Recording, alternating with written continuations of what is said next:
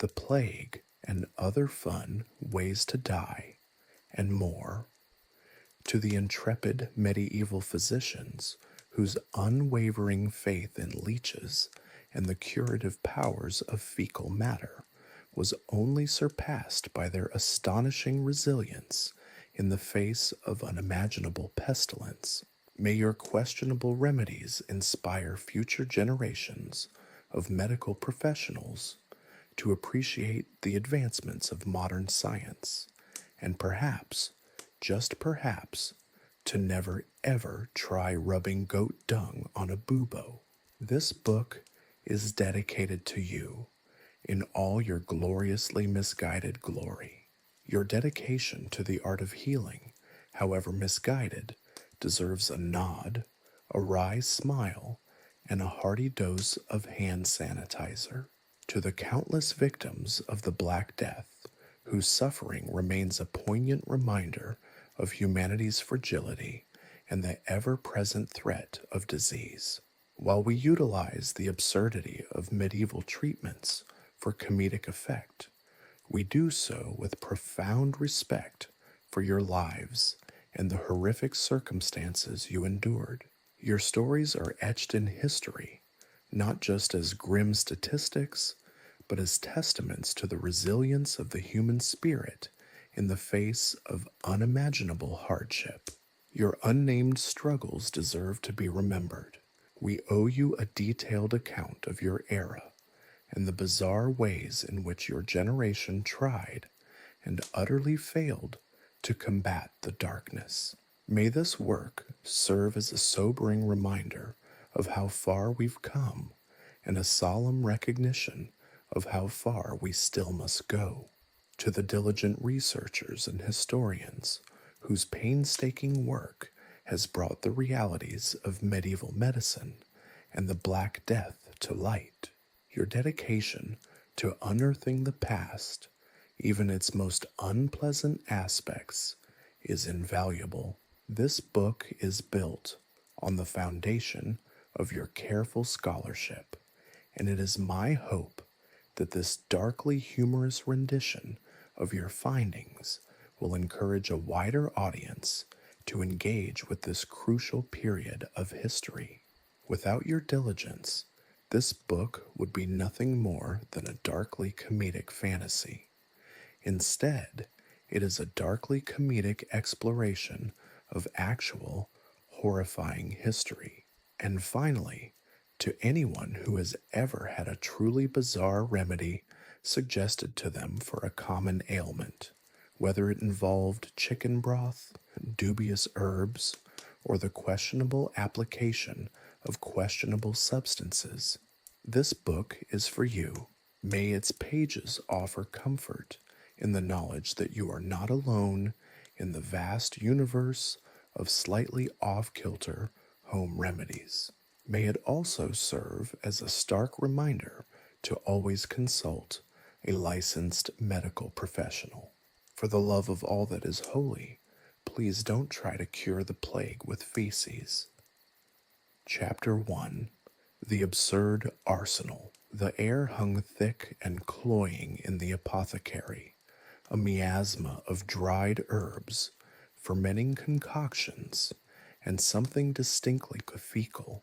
A single, guttering candle cast long, dancing shadows across the cluttered shelves, revealing rows of dusty jars filled with unidentifiable substances, their labels faded and illegible.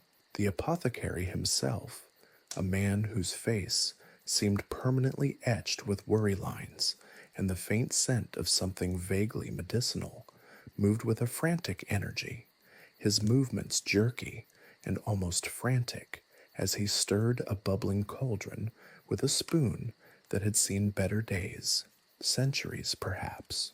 This wasn't your modern sterile pharmacy, all gleaming white surfaces and hushed efficiency. This was a place where the line between cure and contagion blurred, a testament to a time when the understanding of disease resembled a particularly elaborate game of blind man's buff. Rats, plump and brazen, scurried amongst the discarded herbs and spilled powders, a stark reminder of the unseen horrors lurking just beneath the surface. A stray cat, its fur matted and dull, regarded the proceedings with a cynical indifference only a feline can muster. It had undoubtedly witnessed far worse.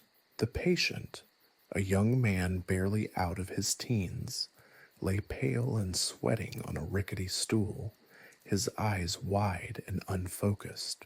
His arm was bared, a network of small, sucking leeches clinging to his skin, their engorged bodies a dark, pulsating testament to the medieval approach to bloodletting.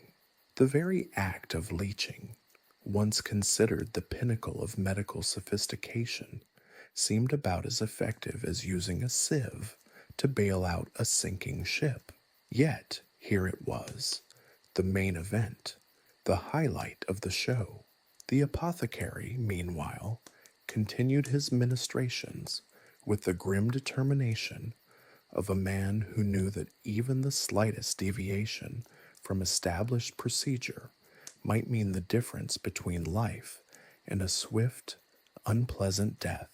More leeches, he barked at his assistant, a scrawny boy whose face reflected a mixture of boredom and morbid curiosity. The boy, obviously not thrilled with his job description of leech wrangler, reluctantly produced a jar filled with wriggling, glistening horrors.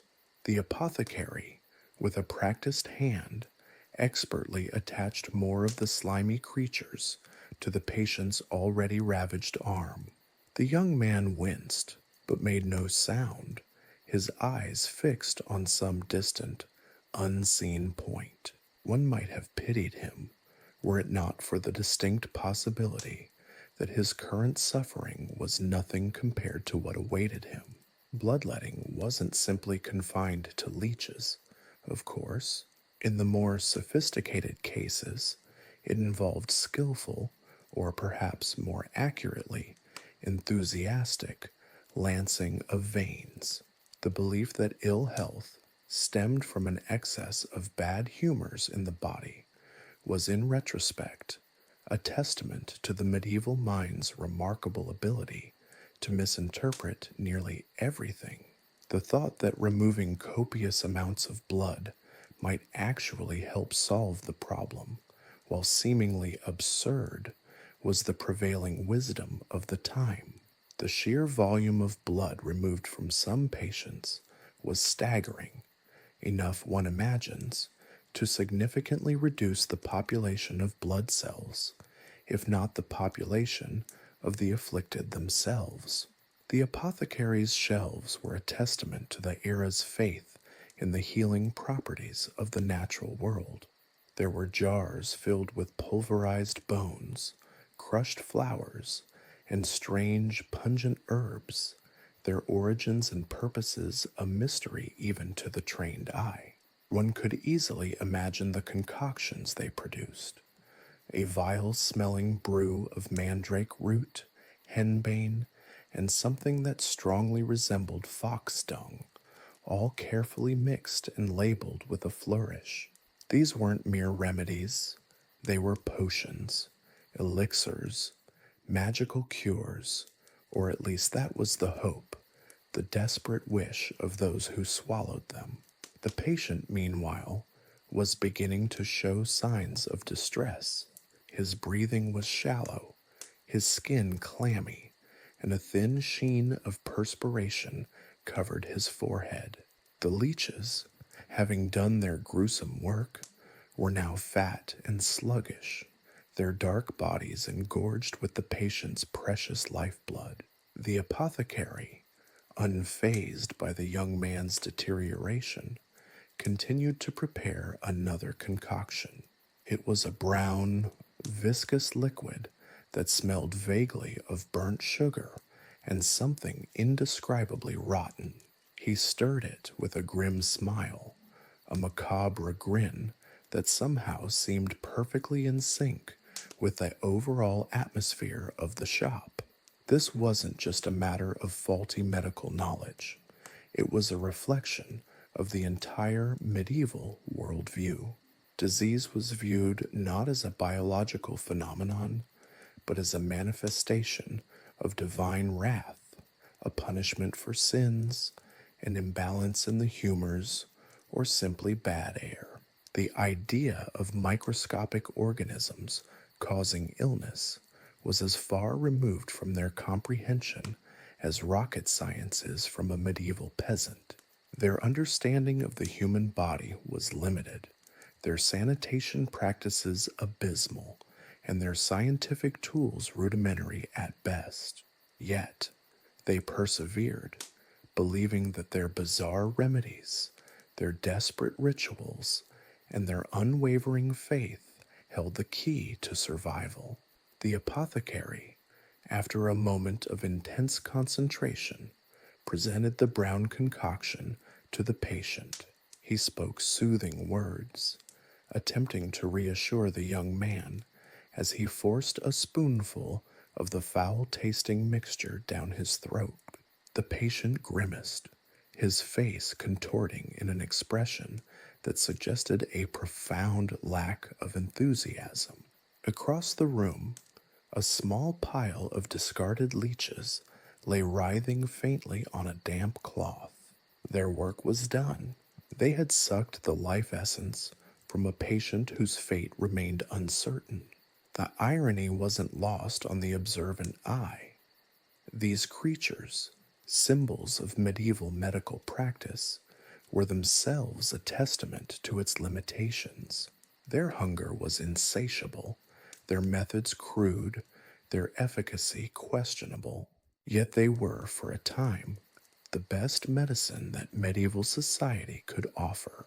The apothecary, humming a jaunty tune that seemed jarringly out of place given the setting, began to clean his tools. He used a rag that was probably older than the young man on the stool, wiping the residue of leeches and who knows what else onto a surface already smeared with a variety of other stains.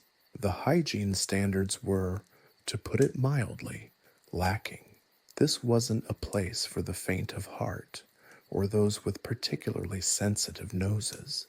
It was, however, a perfectly accurate representation of the medieval approach to medicine, a chaotic, often ineffective, but undeniably fascinating blend of superstition, desperation, and a surprising amount of sheer bloody-mindedness. The patient, meanwhile, continued to cough, his breath rattling in his chest. The leeches had gone, but the illness remained.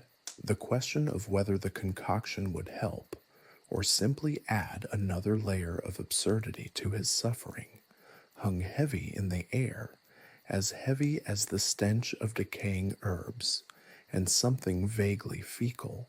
The scene was, in its own darkly humorous way, a perfect microcosm of the era, a time when death was a frequent visitor, faith was a flickering candle in the wind, and medical science was, to put it mildly, in its infancy, a scrabbling, stumbling infant, desperately searching for a footing in the murky darkness. And the apothecary, with his dubious remedies and even more dubious methods, was its devoted, if somewhat eccentric, caretaker. One could almost sympathize with him. After all, in a world ravaged by plague, even the most absurd remedies offered a glimmer of hope, a desperate clinging to the possibility of survival in the face of overwhelming odds. A hope, however misplaced, that could only come from the depths of desperation. And that, perhaps, was the most tragic and most darkly humorous aspect of it all. The young man coughed, a rattling sound that echoed the unsettling creak of the apothecary's rickety stool. His eyes, previously vacant, now flickered with a desperate awareness of his own mortality. The leeches were gone, their gruesome work complete, but the underlying sickness, the insidious gnawing at his life force, remained. The apothecary, humming a tune that sounded suspiciously like a funeral march played on a badly tuned hurdy-gurdy, stirred another concoction. This one was a sickly green, shimmering with flecks of something that vaguely resembled pulverized bone. It wasn't just the leeches, the bloodletting, or the dubious concoctions that contributed to the medieval plague's devastating impact. It was the sheer, breathtaking lack of sanitation. Imagine, if you will, a world where the concept of sewage disposal was as foreign as a Martian invasion. A world where waste, human and otherwise, accumulated in the streets, festering in the sun, and attracting a teeming multitude of disease-carrying vermin. The streets of a medieval town weren't just unkempt, they were a festering, putrid landscape, a breeding ground for disease. Picture narrow, winding alleys choked with refuse, rotting vegetables, discarded animal carcasses, human excrement, all mingling in a pungent, fetid stew under a perpetually overcast sky. The air hung heavy with the stench of decay, a constant reminder of the precarious balance between life and death. The gutters, if one could even call them that, overflowed with a murky soup of filth, a stagnant pool teeming with bacteria, parasites, and the very essence of disease. This wasn't merely unpleasant. It was a death sentence served daily to the town's inhabitants. The cesspits, those medieval marvels of sanitation, or rather the complete lack thereof, were overflowing, their contents seeping into the earth, contaminating the water supply, and adding to the overall aroma of pestilence. These weren't discrete underground systems. They were often open pits, located near homes and public spaces, their contents a horrifying testament to the sheer volume of waste generated by a densely populated, unsanitary town. The stench alone was enough to induce nausea, a constant reminder of the filth that permeated every aspect of life. Rats, fat and sassy, were the undisputed kings of this fetid kingdom, scurrying through the streets, their fur and bodies teeming with plague-infested fleas. These weren't just ordinary rats. They were the vectors of death, the unwitting agents of a pandemic that would decimate the population. They were everywhere, a plague within the plague, their presence a grim symbol of the medieval world's utter lack of control over its environment. They scampered over decaying food, through piles of human waste, and into the homes of the unsuspecting, carrying with them their lethal cargo of bubonic plague. Their omnipresence was a constant threat, a chilling reminder that death lurked just around the corner, or perhaps, more accurately, just beneath your feet. Contrast this with the modern world. We have sophisticated sewage systems that whisk away waste unseen, unheard, and unsmelled. Our cities, while certainly not pristine, maintain a level of cleanliness unimaginable to our medieval ancestors. We understand the importance of hygiene, the need for sanitation, and the role of microbes in disease transmission. This understanding has been hard won, a triumph of scientific discovery and public health initiatives, but it has transformed our relationship with disease.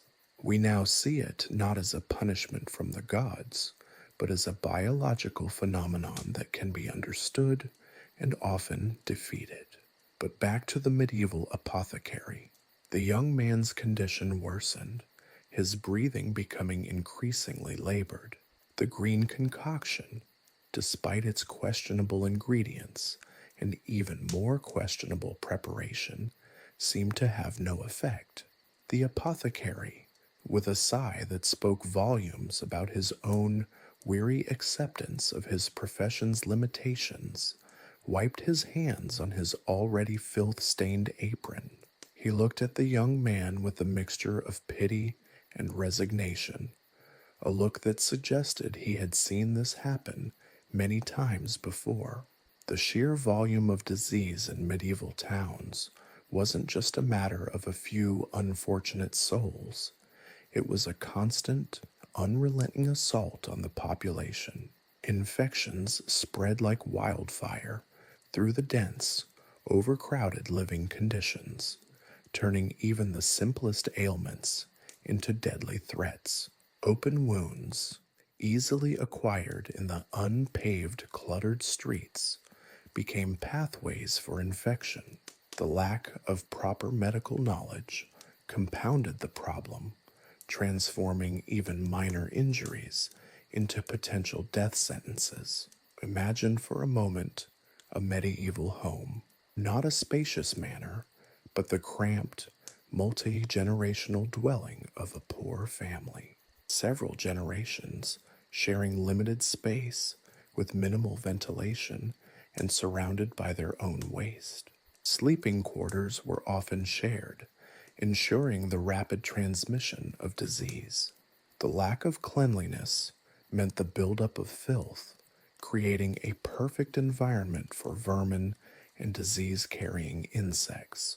It's a grim picture, a window into a time when survival was a daily struggle against overwhelming odds. The contrast between this and the modern world is stark. Our understanding of germ theory, combined with advancements in sanitation, has dramatically reduced the prevalence of such diseases. The advancements in public health, from clean water supplies to effective waste disposal, are a testament to human ingenuity and our collective understanding of the importance of hygiene. We now take for granted the simple things that medieval people could only dream of: running water, sanitation systems, and the ability to keep their environments relatively free of disease-carrying vermin. And yet, despite all the advancements, a sense of unease lingers. The sight of the apothecary, his dubious potions, and the young man's increasingly desperate state serves as a haunting reminder of a time when even the most basic understanding of disease was absent. It's a reminder that while we've made tremendous progress, the threat of disease remains ever present. The story of the medieval plague is not just a historical curiosity. It's a cautionary tale that underscores the constant need for vigilance, the ongoing battle between humanity and the invisible forces that threaten our lives. The young man, his breath shallow and ragged, finally succumbed. The apothecary, after a brief moment of silence, cleaned his tools, not meticulously, certainly not sterilely, merely enough to avoid leaving particularly noticeable traces of death on everything else. He was, after all, a busy man. The plague didn't wait for anyone, and neither did the endless stream of desperate patients seeking his questionable remedies. His work, grim as it was his lot in life, a necessary evil in a world where death was as common as the rats that scoured the overflowing cesspits in the alleyways outside his shop, and the stench, that ever-present perfume of the era, lingered in the air, a poignant and pungent reminder of the medieval world's chaotic and often fatal embrace with unsanitary conditions. The lesson remained: cleanliness, like a well-aimed lance, can pierce the heart of the plague. The apothecary, his face etched with the weariness of a man who'd wrestled with death for too many years, shuffled through his collection of remedies. He wasn't reaching for leeches or pulverized bone this time. No, today's patient, a wizened old woman clutching a rosary, was in need of something far more aromatic. The prevailing medical wisdom, or rather lack thereof, dictated that the Black Death was caused by miasma, bad air, a noxious vapor clinging to the streets and seeping into homes. Therefore, the cure, so the logic went, was to counter this pestilential aroma with something nicer. The woman coughed, a dry, rasping sound that seemed to echo the city's own death rattle. Her eyes, sunken and shadowed, held a flicker of desperate hope. Hope, ironically, placed in the fragrant blossoms the apothecary was carefully selecting from his shelves. He proffered a small, exquisitely crafted pouch containing sprigs of rosemary, lavender, and a few petals of particularly pungent roses. Inhale deeply, my dear, he instructed, his voice a low, gravelly whisper, and let the pure fragrance cleanse your spirit and purify the air around you. The miasma will flee before such potent scents. The woman obeyed, her breath catching in her throat as she inhaled the potent mixture. The scent, however, was far from a tranquil escape. The lavender, while pleasant enough in isolation, struggled to compete with the underlying aroma of the apothecary's shop. A heady mix of decaying herbs, questionable concoctions, and that ever-present grim undercurrent of death. Added to this was the ubiquitous stench of the city itself, the miasma the herbs were supposed to counteract. The irony, of course, was almost painfully obvious. The very streets where she had inhaled the purifying herbs were a cesspool of disease. The air was thick with the stench of decaying refuse, human and animal alike, fermenting in the sweltering summer sun. The gutters ran with a murky soup of filth, teeming with vermin. The rats, those ubiquitous harbingers of death, scurried through the piles of garbage, their fleas carrying the plague, oblivious to the aromatic attempts to banish the bad air. Indeed, the entire enterprise was a theatrical display of magical thinking. The city was a symphony of stench, a pungent fugue of decay, desperation, and the very essence of pestilence. The aroma of rosemary and lavender was little more than a faint counterpoint to the overwhelming chorus of disease.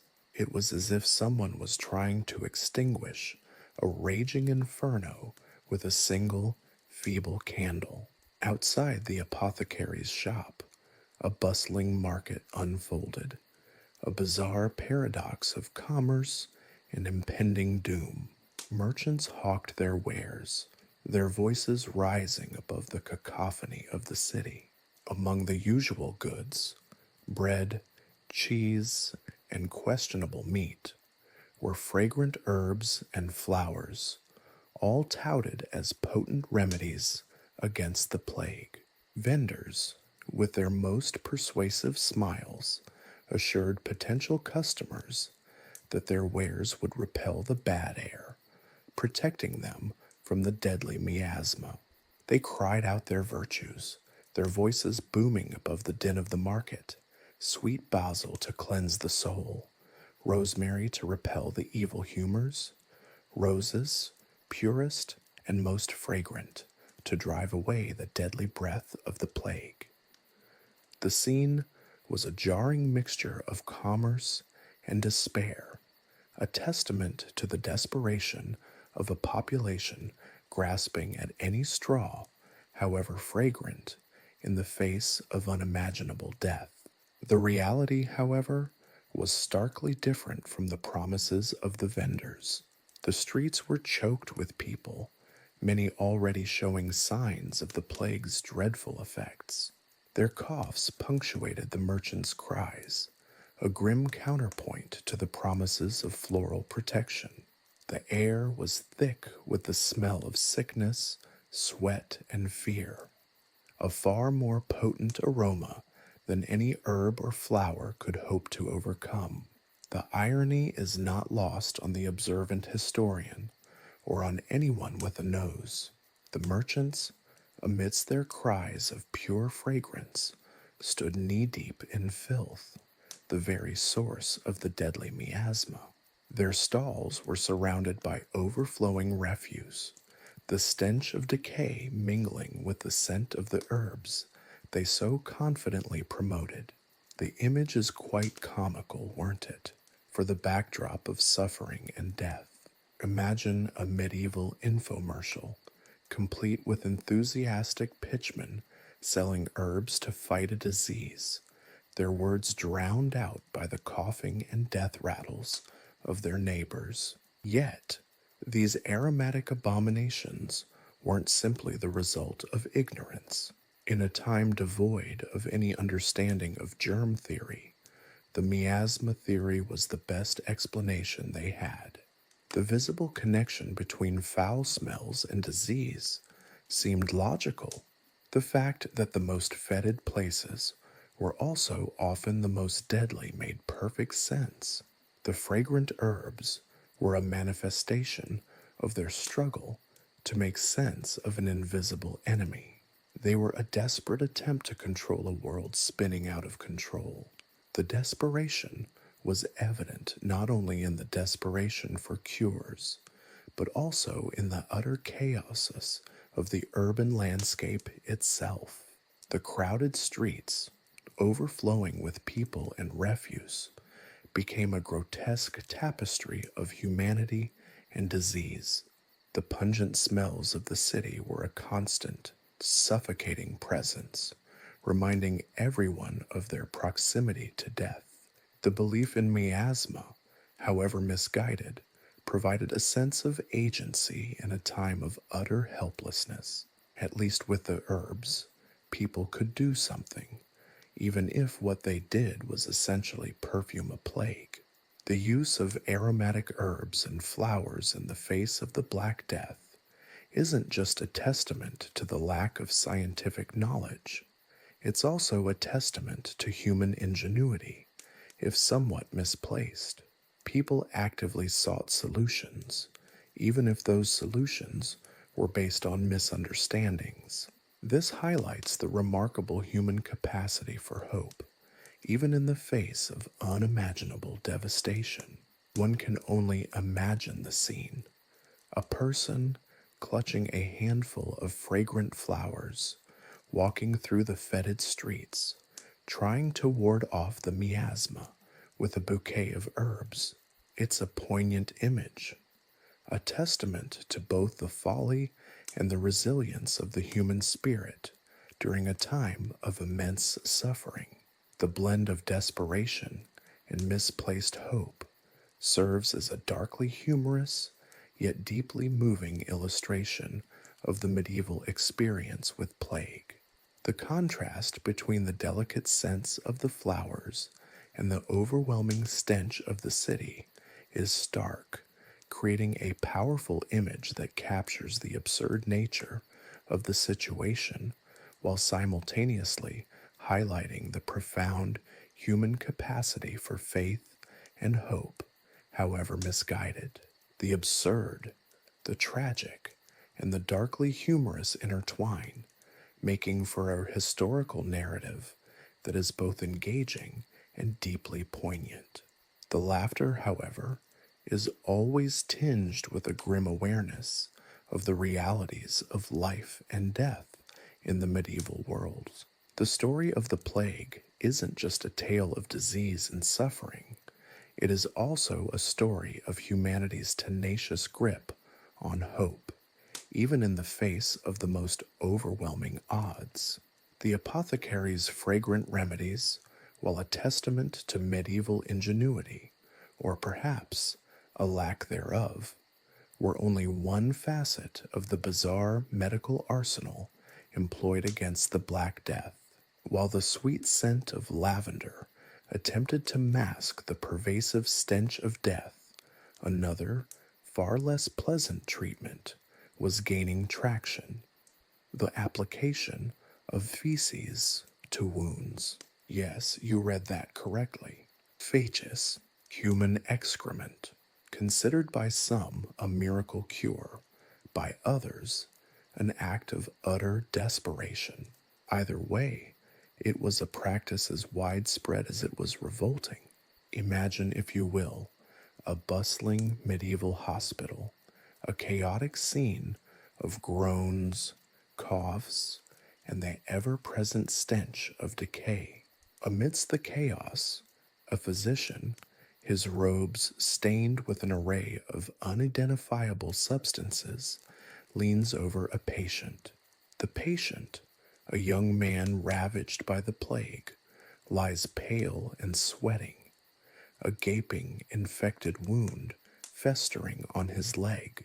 The physician, his face grim but determined, reaches into a nearby bucket.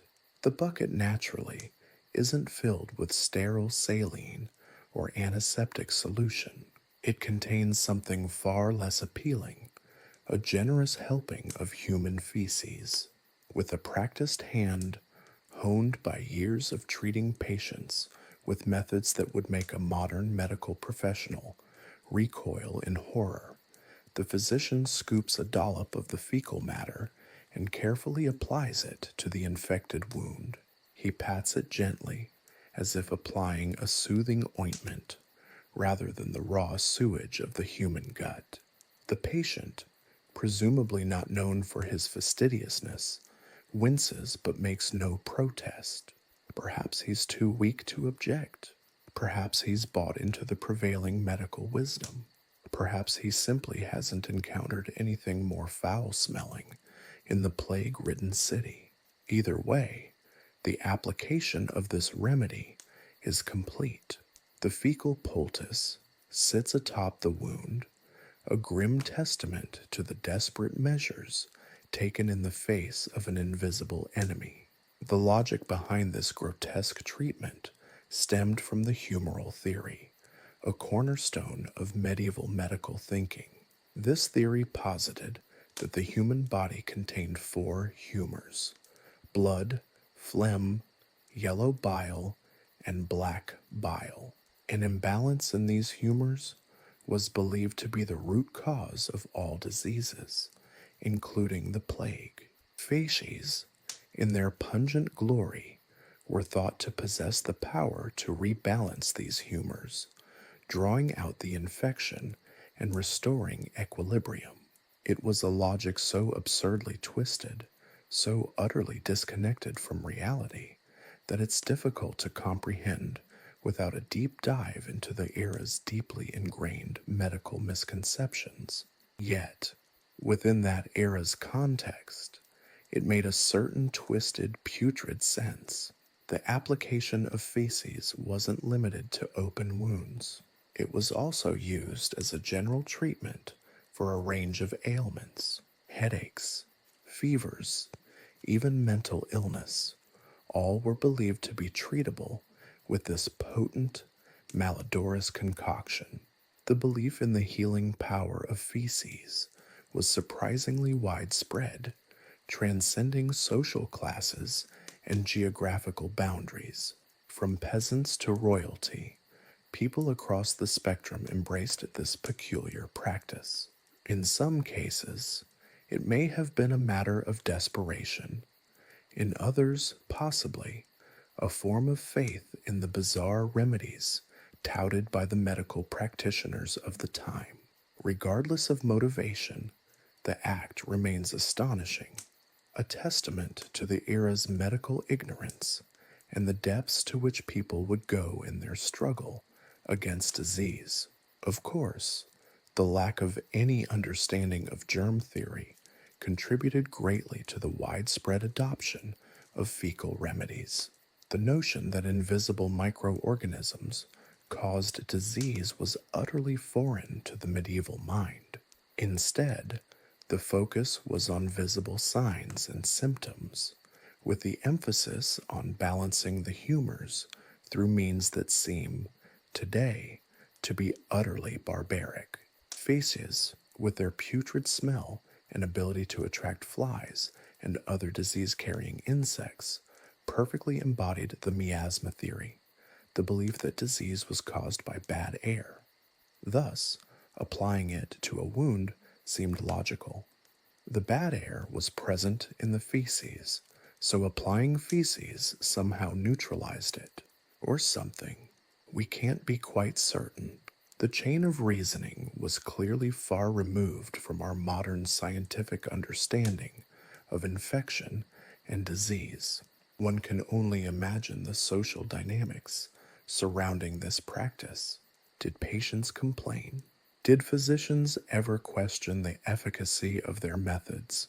Were there dissenting voices suggesting more humane, or dare we say, cleaner approaches? While historical records offer some glimpses into the lives and practices of medieval physicians, the precise nature of these interactions remains mostly unknown. However, considering the pervasive acceptance of the practice, it seems that complaints were likely rare. After all, what were the options? The other prevalent treatments were hardly more appealing.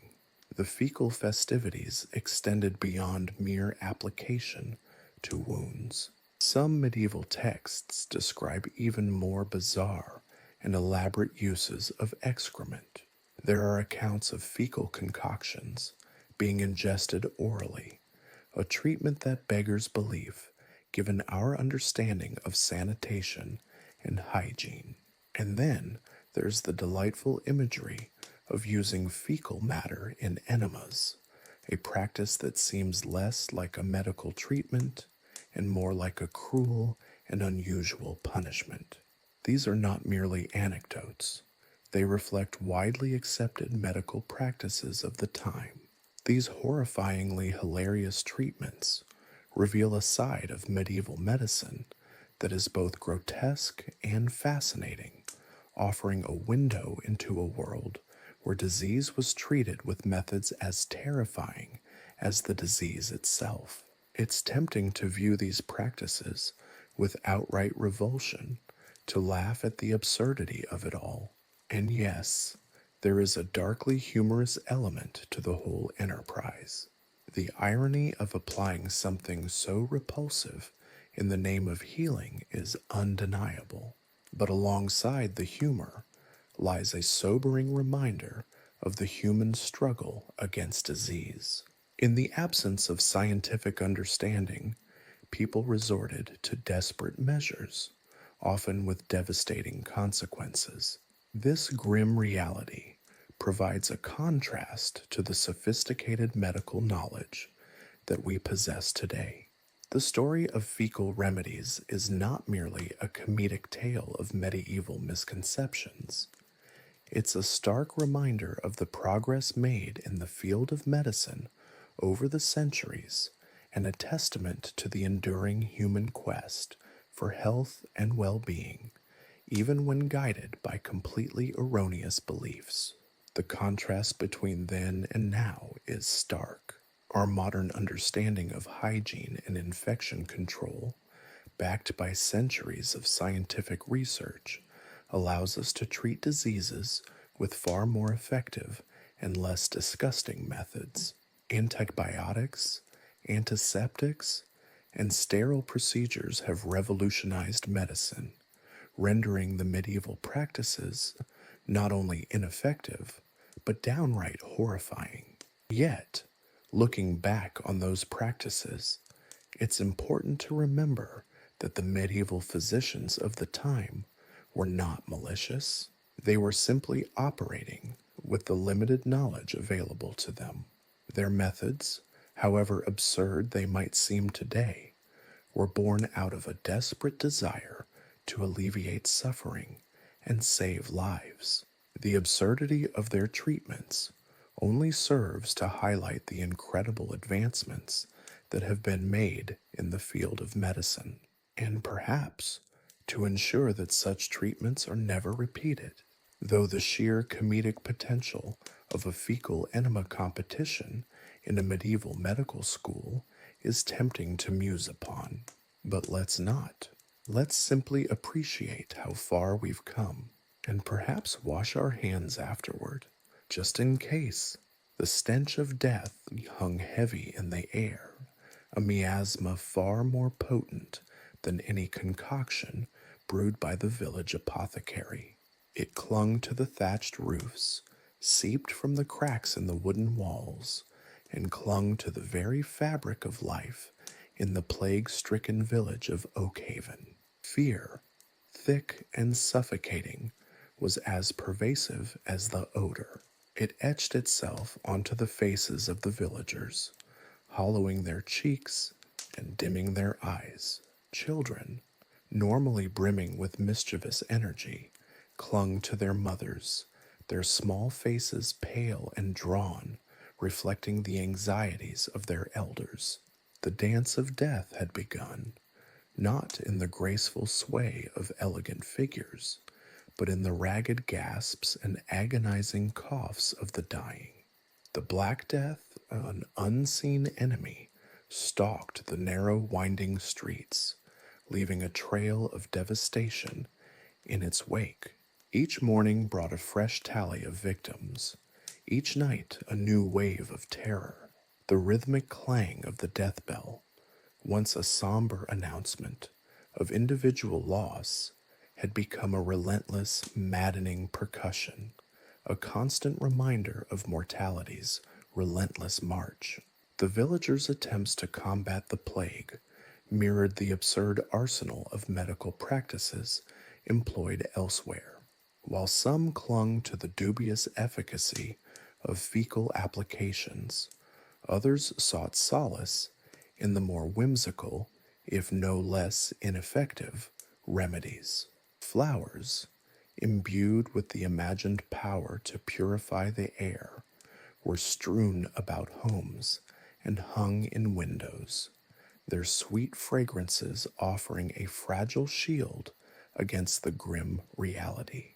Charms and amulets, etched with arcane symbols and blessed by priests, were worn as desperate talismans, offering false hope against the unseen menace. Religious fervor offered some comfort, but also contributed to the escalating panic. Flagellant processions, a macabre spectacle of self-flagellation and public penance, wound through the streets, a testament to the collective guilt and despair. Each lash of the whip was a plea for divine intervention, a desperate attempt to appease an angry God believed to have unleashed this devastating scourge. The rhythmic chanting, a chorus of fear and repentance, echoed through the silent streets, punctuated only by the ever-present coughs of the afflicted.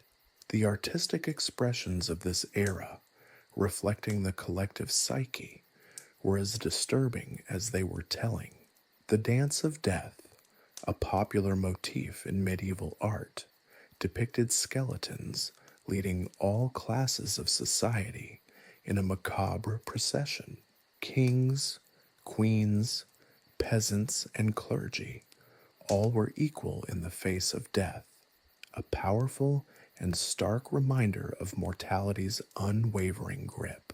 The vibrant colors used to depict the skeletons, stark against the backdrop of death and decay, were not a celebration of mortality, but a stark, unflinching portrayal of life's ultimate fragility. These artistic representations differed dramatically from our modern understanding of disease transmission. Today, we know the Black Death was caused by the bacterium Yersinia pestis, spread primarily through the bites of infected fleas living on rodents. Yet, the medieval mind saw disease as a divine punishment, an imbalance of humors, or the result of bad air. The miasma theory, suggesting disease was caused by foul-smelling vapors, influenced many practices, leading to bizarre and largely ineffective attempts at purification. Contrast this with our modern understanding. Our scientific comprehension allows us to develop vaccines, antibiotics, and effective sanitation practices that prevent the spread of diseases. The stark contrast is not simply one of medical knowledge, it's a difference in how we perceive and understand illness itself. Modern medicine is based on scientific investigation, evidence-based practices, and a concerted effort to understand the biological mechanisms of disease. The medieval approach, on the other hand, was largely steeped in superstition, religious interpretation, and an almost complete absence of scientific reasoning. Imagine the scene in Oakhaven as the plague reached its zenith. The village square, usually a lively hub of activity, is now eerily silent, except for the occasional moan or the rustling of plague-ridden corpses being unceremoniously deposited in hastily dug mass graves. The once vibrant market stalls are deserted, replaced by stacks of discarded goods, the forgotten remnants of a life now consumed by fear. The church, normally a beacon of hope and community, is now a place of somber prayer where desperate pleas for divine mercy echo through the hallowed halls. The very air itself seems charged with dread. The villagers, their faces gaunt and drawn, move with a quiet desperation. Their movements are slow, their steps measured, as if treading carefully on the precipice of oblivion. Their eyes, filled with a mixture of fear and resignation, reflect a profound understanding of mortality's relentless shadow. They know that death could come at any moment, that the next cough, the next fever, might be their last. There is no comfort, no escape, just a lingering sense of dread and the silent acceptance of an inevitable fate. Their shared tragedy creates a peculiar form of camaraderie, a bond forged in the crucible of fear and mortality's shared embrace. Even the most mundane tasks are fraught with danger. Preparing food, drawing water, tending to the sick, each action carries the risk of exposure, the potential for the unseen enemy to strike. The simple act of breathing is a gamble, the very air itself potentially carrying the seeds of death. This constant awareness of the lurking danger permeates every aspect of their lives, shaping their thoughts, actions, and interactions. Conversations are hushed, gestures are restrained, and laughter is replaced by a tense, cautious silence. The psychological impact of the plague extended far beyond the immediate victims. Survivors carried the scars of trauma, grappling with the loss of loved ones, the fear of infection, and the enduring sense of uncertainty. The disruption to social structures, the economic collapse, and the widespread suffering left an enduring mark on the collective psyche. The plague was not just a biological catastrophe, it was a profound psychological trauma that reverberated through generations. The stark reality of Oakhaven, representative of countless medieval villages, stands in stark contrast to our modern world. While disease remains a global challenge, we have the tools and the knowledge to combat it effectively. The absurdity of the medieval approach to disease coupled with the devastating reality of the plague, serves as a sobering reminder of the tremendous progress made in medicine and public health. Our scientific understanding, coupled with improved sanitation, hygiene, and effective medical treatments, have drastically reduced the impact of infectious diseases. The tale of the Dance of Death in Oak Haven is not just a historical account, it is a cautionary tale, a testament to the fragility of life and the power of scientific progress in safeguarding our well-being. It is a story of profound human suffering, resilience, and the ultimately triumph of knowledge over fear, a triumph that perhaps deserves a small, respectful chuckle at the ludicrousness of applying feces to a plague sore, but only a small one. Chapter 2: Faith, Fear, and Flagellation, the Air Inside Saint. Jude's hung thick with the smell of incense, sweat, and something far more unsettling, the cloying sweetness of decay. The church, usually a sanctuary of quiet contemplation, was a maelstrom of frantic prayer and desperate supplication. Every inch of space was filled, a sea of faces contorted in a mixture of terror, remorse, and fervent hope. The flickering candlelight cast long dancing shadows on the walls, transforming the familiar architecture into a grotesque parody of its former serenity. The rhythmic thud of whips against flesh punctuated the ceaseless murmur of prayers. The flagellants, their bodies a tapestry of raw wounds and seeping blood, moved in a hypnotic frenzy, each stroke a desperate plea for divine mercy. Their faces, streaked with blood and tears, were a chilling mask of piety, their eyes glazed over with a mixture of pain and religious ecstasy. They were not simply whipping their bodies, they were flaying their guilt, their sins laid bare for all to witness, a grotesque performance of collective penance. The belief that the plague was divine retribution was deeply ingrained in the medieval mindset. God, in their eyes, was a capricious and often wrathful deity, capable of unleashing unimaginable suffering upon his creations.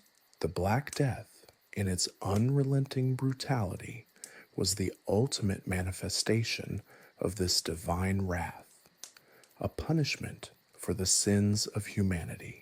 This wasn't a rational analysis. It was a deep-seated conviction woven into the very fabric of their worldview. One could almost see the desperation etched onto their faces, a desperate yearning for forgiveness.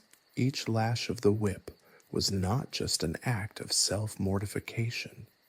It was an attempt to bargain with a wrathful God, a desperate trade of flesh and blood for salvation. The relentless chanting, a hypnotic drone of fear and repentance, filled the church, a collective confession drowning in the suffocating atmosphere.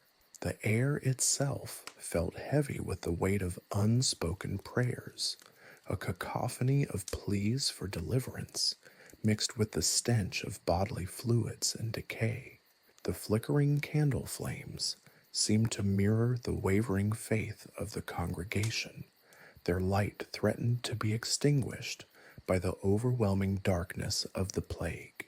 Children, their faces pale and drawn, huddled close to their parents, their innocent eyes witnessing a scene that would forever haunt their memories. Even the priests, usually figures of authority and composure, appeared overwhelmed. Their faces, etched with exhaustion and a hint of fear, reflected the hopelessness of their situation.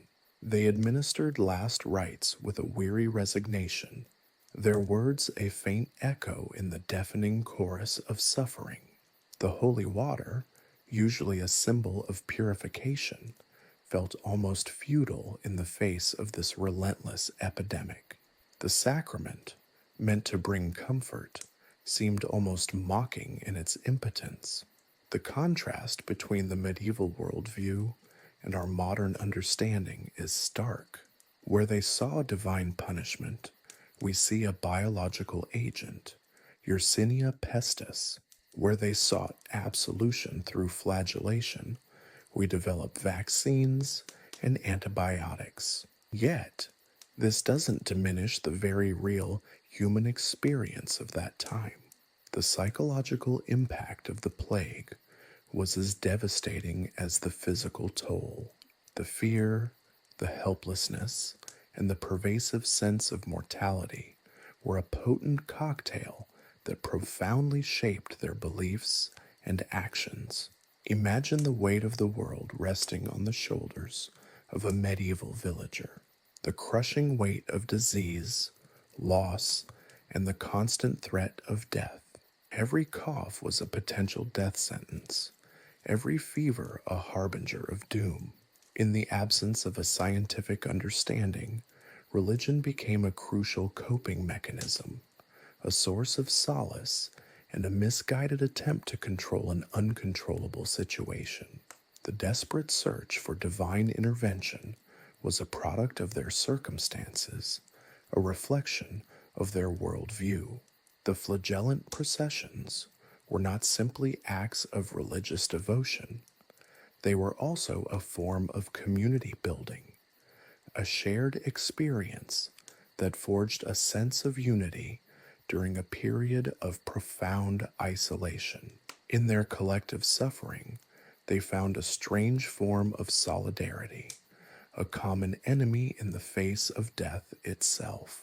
The act of flagellation, though self-destructive, served as a powerful ritual of catharsis, releasing their anxieties and frustrations in a way that provided a measure of solace. The church, the embodiment of faith and hope, became the epicenter of this desperate struggle for survival. It wasn't simply a place of worship, it was a hospital, a morgue, and a refuge, all rolled into one. The daily rituals were transformed into desperate pleas for mercy. Each Mass became a testament to the power of faith, a flickering candle against the overwhelming darkness of despair. The very structure of the church, with its soaring arches and stained glass windows, seemed to symbolize the villagers' hope for divine intervention, a fragile hope in the face of unimaginable tragedy. Consider the psychological impact on the survivors, the trauma of witnessing death on such a grand scale, the fear of infection, the loss of loved ones. These experiences left an indelible mark on the collective psyche. Generations to come would bear the scars of the Black Death, not just physically, but also emotionally and psychologically. The plague created a world where fear and death were constant companions, and faith, even in its misplaced fervor, provided a fragile sense of security. But let's not forget the irony, the dark humor that lurks beneath the surface of this historical horror show. The very methods employed to combat the plague, the application of feces, the reliance on amulets and charms, stand in stark contrast to our modern understanding of disease. The incongruity of it all is almost comical, a darkly humorous reminder of the limits of human knowledge in the face of a devastating epidemic. The contrast between the medieval world's desperate religious responses and our modern scientific approach underscores the immense strides made in understanding and combating disease. Yet, understanding this doesn't diminish the suffering, the fear, the very real pain of those who lived through the Black Death. It instead illuminates the human resilience in the face of unimaginable catastrophe. a resilience that deserves not mockery, but a somber, respectful appreciation, and maybe, just maybe, a slightly wry smile at the absurdity of it all.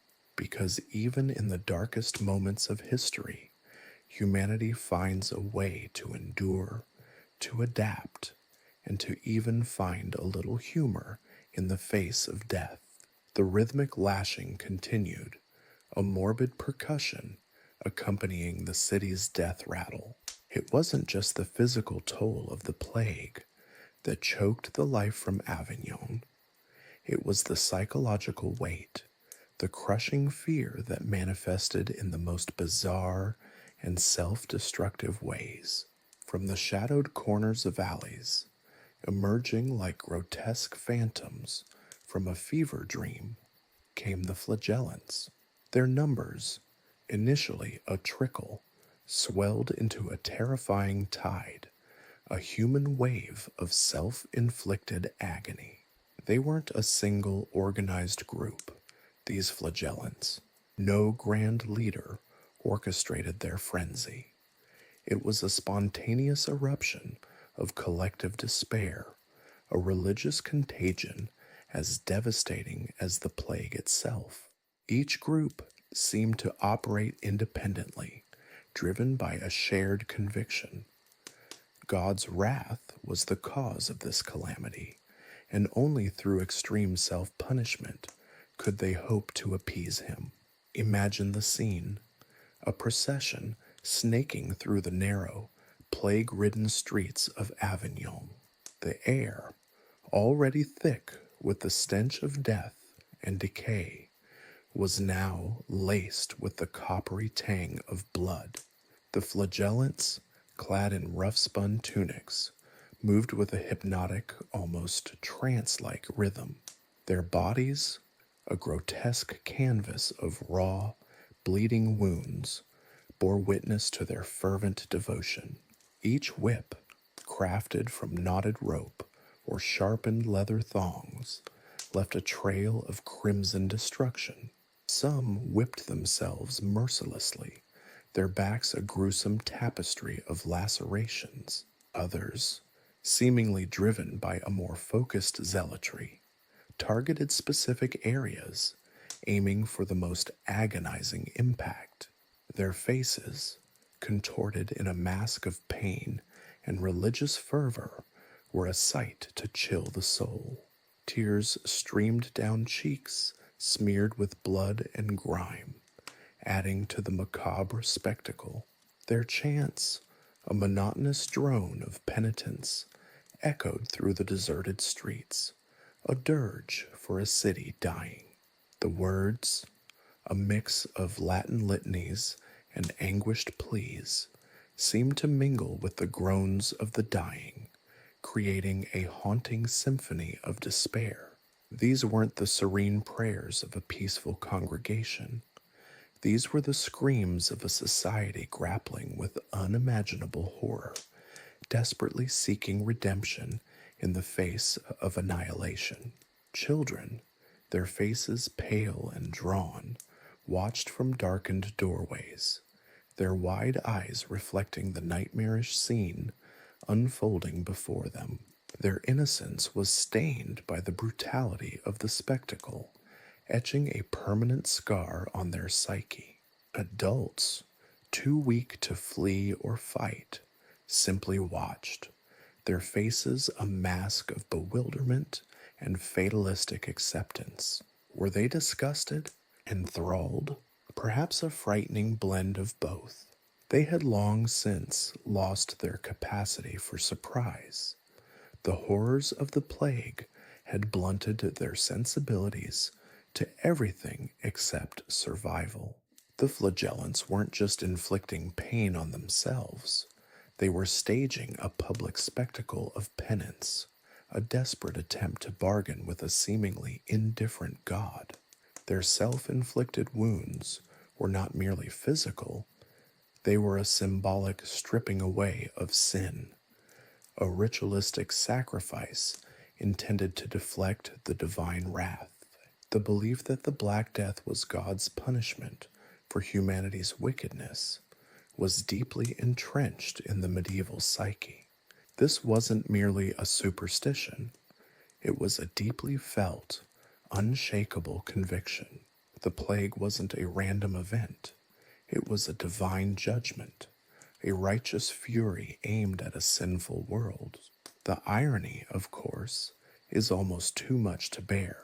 While these devout flagellants whip themselves to cleanse their souls, their very actions inadvertently increase their chances of succumbing to the plague. Open wounds, exposed flesh, and the sheer exhaustion of self-flagellation lowered their resistance, making them easy prey for the deadly bacteria. They were, in a truly tragic sense, sacrificing themselves twice over. The processions weren't just about individual salvation, they were also about collective catharsis. In their shared suffering, the flagellants found a strange kind of solace. The act of inflicting pain became a shared ritual, a unifying experience in the face of widespread death and disintegration. It was, in a perverse way, a community-building exercise, uniting the desperate and broken in a common act of self-mortification. This collective ritualistic self-harm also played a significant role in maintaining order. In a time of widespread chaos, where social structures were crumbling and authority was waning, the flagellants offered a semblance of structure, a shared purpose, a desperate grasp at meaning in the face of utter chaos. It created a sense of control where there was none, a desperate illusion of mastery over an uncontrollable epidemic. But let us not romanticize their actions. The flagellant frenzy was a terrifying testament to the psychological devastation wrought by the plague. It was born from fear, fueled by desperation, and sustained by a tragically misguided belief system. It wasn't a noble sacrifice. It was a symptom of a society drowning in a sea of terror, reaching out for salvation in a place that offered only pain. Imagine the stench of rotting flesh, the screams of the dying, and the rhythmic thud of whips against flesh, all combining into a horrific symphony that played out in the streets of a dying city. The very air itself seemed to vibrate with the intensity of the collective suffering. This wasn't a simple religious expression. It was a mass hysteria, a collective descent into self-destruction. It was the most extreme manifestation of the psychological havoc wreaked by the plague, a testament to the desperation, the terror, and the profound loss that characterized this dark period in history. The juxtaposition between the medieval view of divine retribution and our modern understanding of disease is jarring, even humorous, in its absurdity. We see a bacterium, Yersinia pestis, a biological entity that knows nothing of sin or salvation. They saw God's wrath, a punishment for humanity's flaws. We developed vaccines and antibiotics.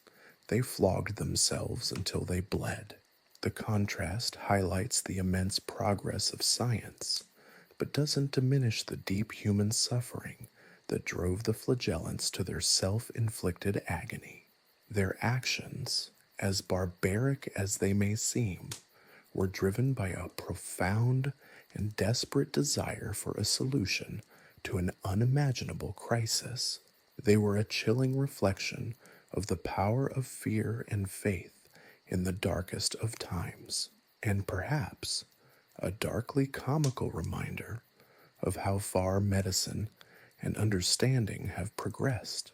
A grim laugh escapes as we consider their desperate methods alongside the relative simplicity of modern solutions. But that laugh is quickly choked by the knowledge of their agonizingly futile suffering. The shadow of the plague and the desperate measures taken against it remains a stark and unsettling reminder of human vulnerability. The rhythmic thud of whips against flesh faded into the background hum of a city slowly succumbing to a more insidious enemy than the flagellants themselves, while the self-inflicted agony of the penitents offered a grim spectacle of religious fervor. A far more sinister drama unfolded in the shadows. The scapegoating of minorities. The Black Death, a calamity beyond comprehension, demanded a scapegoat, and as history often demonstrates with chilling efficiency, those deemed other were the first to be sacrificed on the altar of fear. The Jews of Avignon, like those in countless other communities across Europe, found themselves caught in the terrifying crosshairs of societal paranoia. Rumors, insidious and swift as the plague itself, spread through the crowded, stench-filled streets. Whispers began in hushed tones, in the flickering light of oil lamps, then swelled into a roar of accusations. The Jews, it was claimed, had poisoned the wells. They were the agents of God's wrath, intentionally spreading the pestilence to decimate Christendom. These were not the reasoned pronouncements of learned men. They were the desperate cries of a terrified populace, clinging to any explanation that offered a modicum of control in the face of unimaginable horror. Imagine the scene: a village gripped by fear, the death toll mounting daily, families huddled together, their faces etched with the pallor of fear and exhaustion.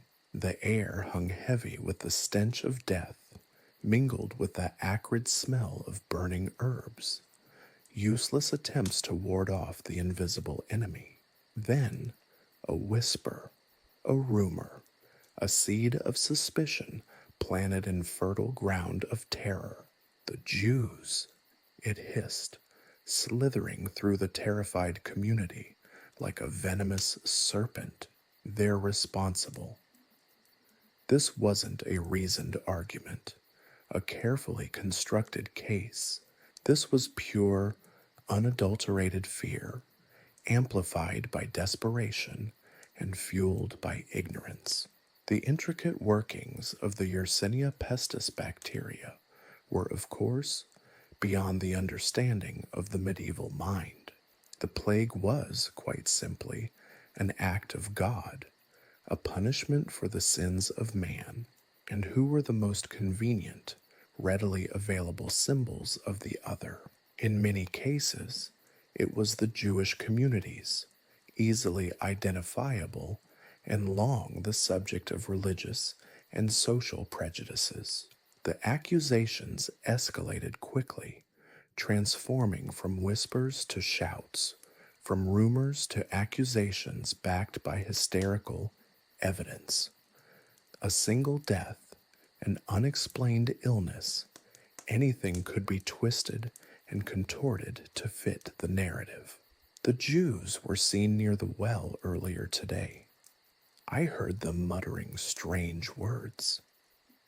These flimsy statements, utterly devoid of substance, were sufficient to ignite the flames of collective paranoia. The veneer of civility, already fragile in the face of such overwhelming death and destruction, shattered.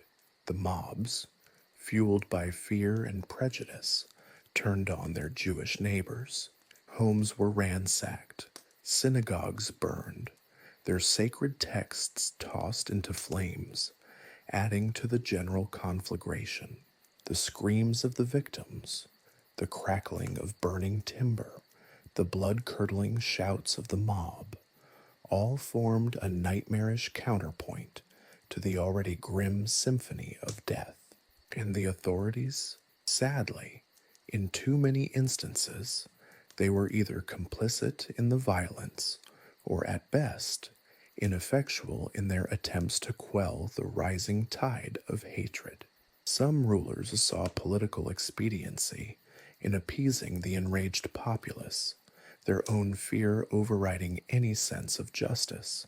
Others were simply powerless to halt the sheer force of collective hysteria. The systematic persecution, often orchestrated with horrific efficiency, wasn't limited to specific incidents of mob violence.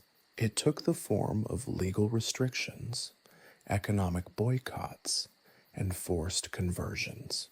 The Jews, already facing prejudice, found themselves stripped of their rights, their properties confiscated, their lives hanging precariously in the balance. The irony, of course, is not lost on the modern observer. The very same communities who were blamed for causing the plague were often the first to fall victim to it, proving the baseless nature of the accusations. Their suffering was compounded not just by the disease itself, but also by the relentless persecution unleashed upon them. The scapegoating of the Jews was hardly an isolated phenomenon.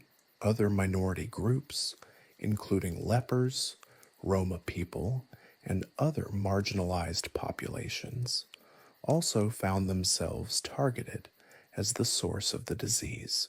Each group served as a convenient outlet for the collective anxiety and despair that gripped Europe during the plague years. This wasn't merely a series of isolated incidents. It was a systemic failure of compassion, a testament to the depths of human prejudice, and a chilling demonstration of how easily fear can transform into hatred. It highlights a profound truth. When faced with overwhelming chaos and fear, the human tendency is to seek a simple explanation, a clear enemy, rather than confronting the terrifying complexity of the unknown.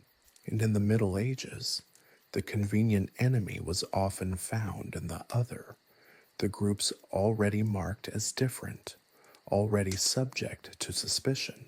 Imagine a world where the simple act of being different could condemn you to death, where whispers of suspicion could translate to burning pyres, where the authorities, tasked with protecting their citizens, often stood idly by, or worse, actively participated in the persecution.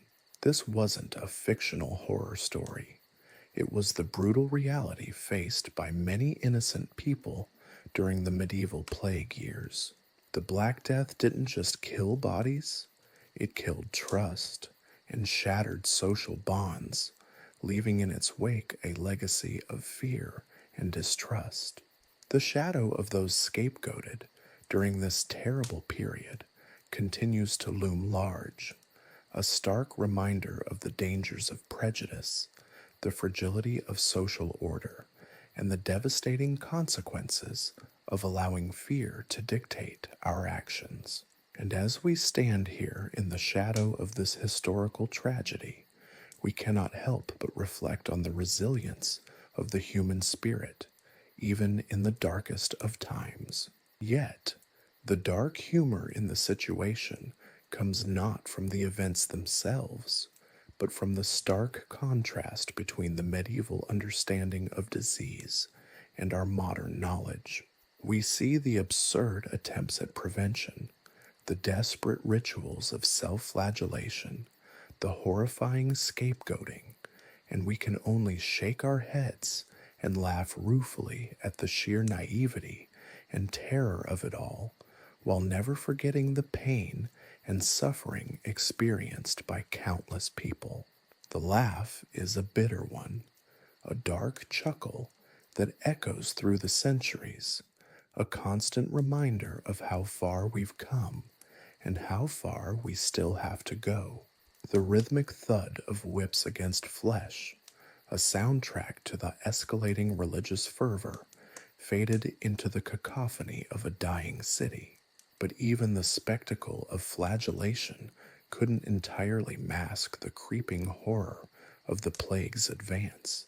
While the penitents sought absolution through self-inflicted pain, the Black Death, indifferent to piety, continued its grim harvest.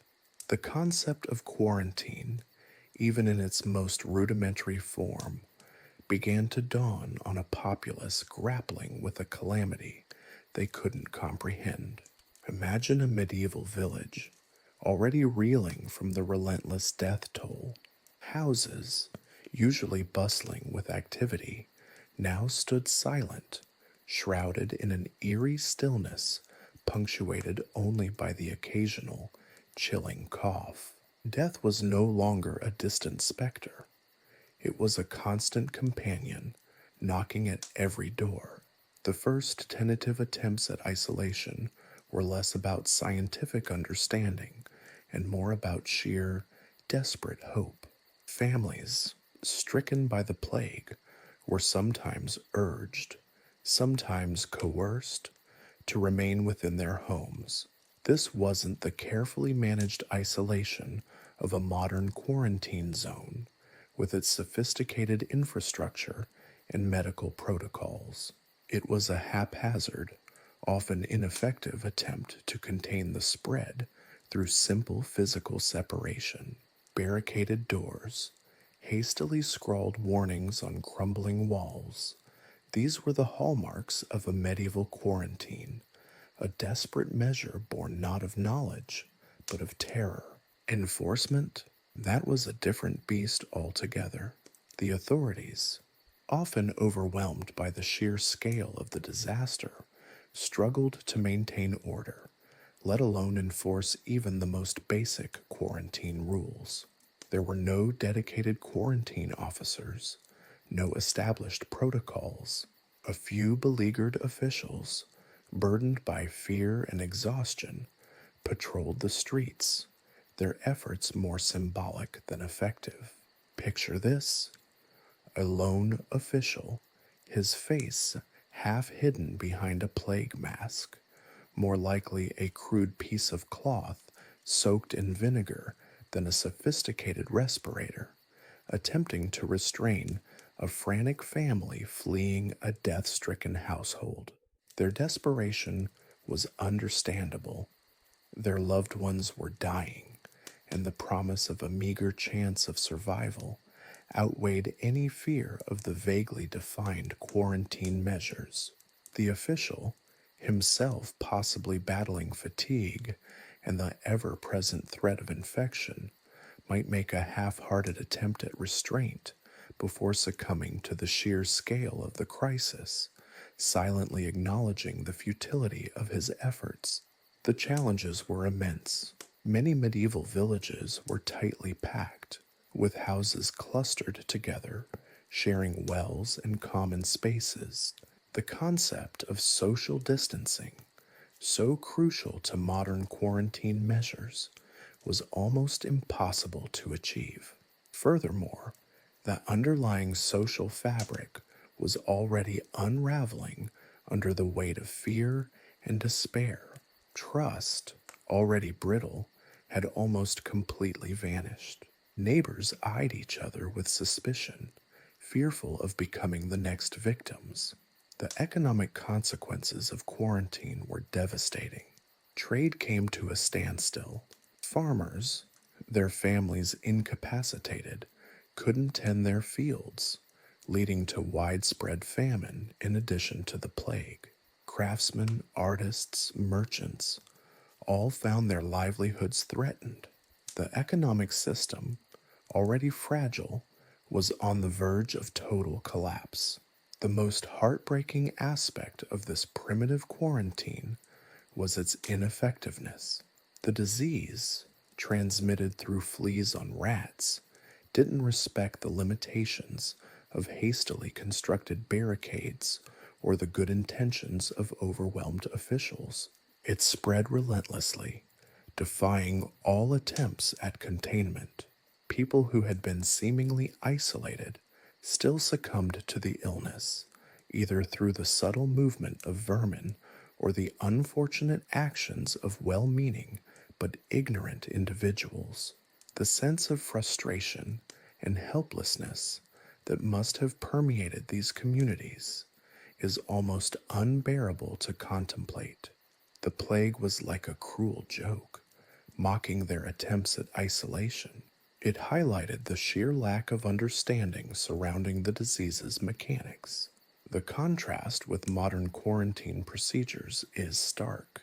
Today, we have sophisticated epidemiological models, advanced testing technologies, and a comprehensive understanding of disease transmission. Quarantine is a carefully managed process, supported by widespread public health infrastructure and a wealth of scientific knowledge. Isolation is achieved not through the simple barring of doors, but through coordinated efforts involving contact tracing, robust testing regimes, and clear public health guidelines.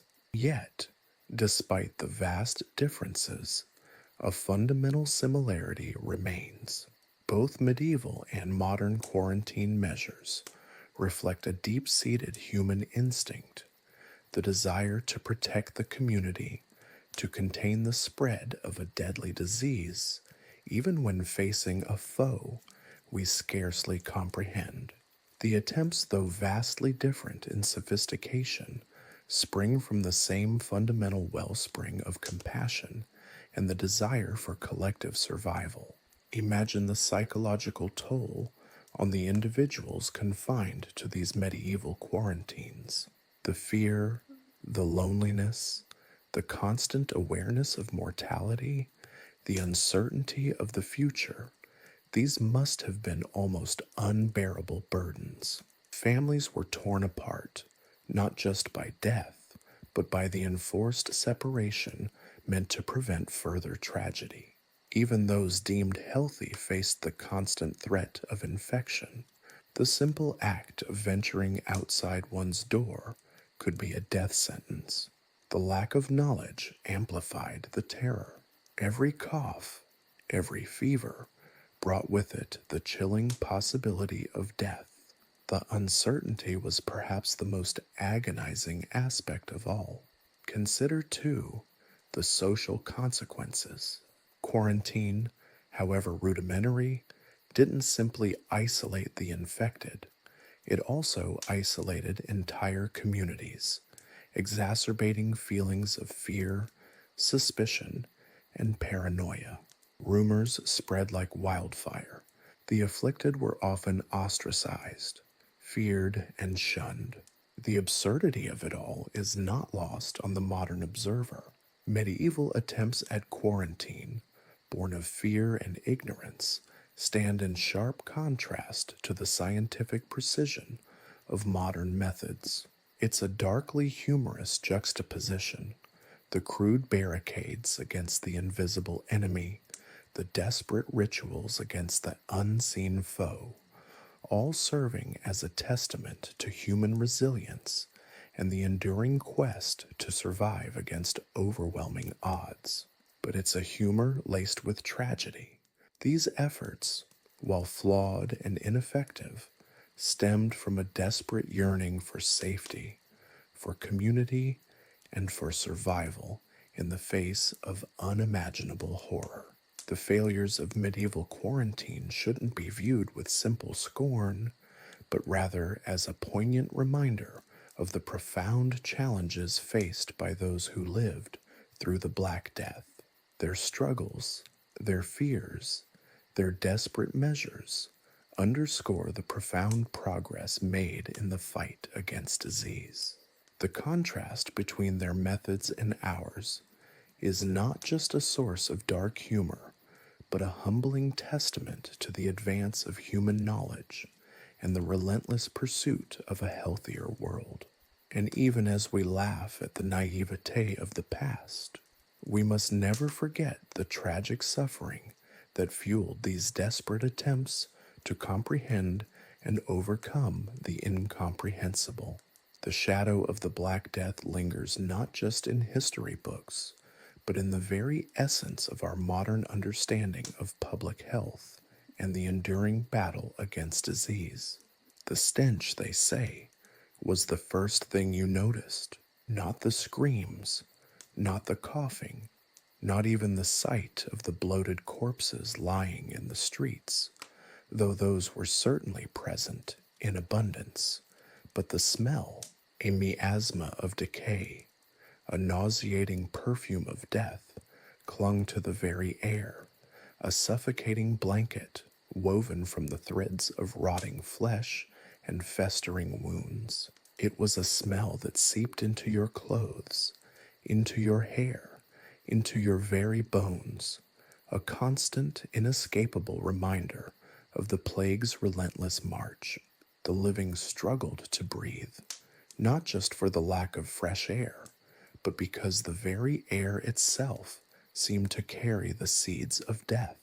The plague wasn't just a disease, it was an assault on the senses, a violation of the natural order, turning the familiar world into a nightmarish landscape of suffering and decay. The vibrant tapestry of life had been reduced to a grim palette of browns, blacks, and the sickly yellow of jaundiced skin. Where once laughter and the sounds of daily life had echoed, now there was only silence, broken only by the rasping breaths of the dying and the mournful cries of the bereaved. The sheer volume of the dead was overwhelming. The living struggled not just to bury their loved ones, but even to find space to do so. Cemeteries, already overflowing, were expanded haphazardly, their boundaries blurring into the surrounding fields. Mass graves, hastily dug pits crammed with corpses, became a grotesque feature of the landscape, grim testament to the plague's devastating efficiency. These weren't carefully arranged burials, marked with headstones and prayers. These were chaotic, desperate attempts to dispose of the ever-growing mountain of the dead before they became an even greater threat. Imagine, if you will, the scene: a vast, uneven pit, already overflowing with corpses, their limbs and clothing half buried in the hastily thrown earth. The air hangs thick with the stench of decomposition, a sickeningly sweet odor that clings to the back of your throat. The sounds of digging mingle with the moans of the dying, a grim symphony of death and despair. Men and women, their faces etched with exhaustion and grief, shovel earth onto the decaying bodies, their movements almost mechanical, a macabre ballet performed in a world where the line between life and death had become hopelessly blurred. The bodies themselves presented a horrific spectacle. The victims of the plague died in a variety of gruesome ways. Some were ravaged by buboes, the swollen lymph nodes that gave the disease its name, their skin stretched taut and glistening with a morbid sheen. Others suffered from internal hemorrhaging, their skin turning a disturbing shade of black as blood seeped beneath the surface. Still others succumbed to pneumonia or septicemia, their bodies racked with violent chills and fevers that left them weak and delirious, before death finally offered respite. Decomposition was rapid, particularly in the summer heat. The corpses swelled, their skin blistering and rupturing, releasing a flood of putrid fluids into the already contaminated soil. Flies swarmed the bodies, their buzzing a maddening chorus, accompanying the stench of decay. Rats, ever-present scavengers, gorged themselves on the decaying flesh, further spreading the disease among the living. And then there were the environmental consequences. The sheer number of corpses created a public health nightmare of epic proportions. Sewage systems, already rudimentary in many medieval cities, were overwhelmed. Water sources were contaminated, further spreading disease. The mass graves, far from containing the problem, became breeding grounds for disease-carrying vermin. The very earth itself seemed to revolt against the onslaught of death, its natural processes disrupted by the overwhelming scale of the mortality. The landscape was forever changed. Fields lay untended, their crops rotting in the sun. The sounds of the hammer and chisel, the rhythm of daily life, were replaced by the silent testimony of abandoned houses and of empty streets. The silence itself was heavy, broken only by the mournful wind whispering through the skeletal remains of a once thriving community. Even seemingly innocuous tasks became fraught with danger. The collection and disposal of the dead was a horrifically hazardous undertaking. Those charged with this grim duty were often paid poorly, and sometimes not at all, yet their work was essential to preventing the further spread of the plague. They worked in an environment saturated with disease, their own lives hanging in the precarious balance, a macabre testament to the human capacity for resilience and self-sacrifice. Yet despite the extreme risks, the grim labor was carried on by men and women fueled by a desperate combination of survival instincts and a sense of duty. Medieval people, lacking any understanding of germ theory, interpreted the devastation through a lens of religious and superstitious beliefs. The plague was seen as a punishment from God, a manifestation of divine wrath brought about by sin and wickedness.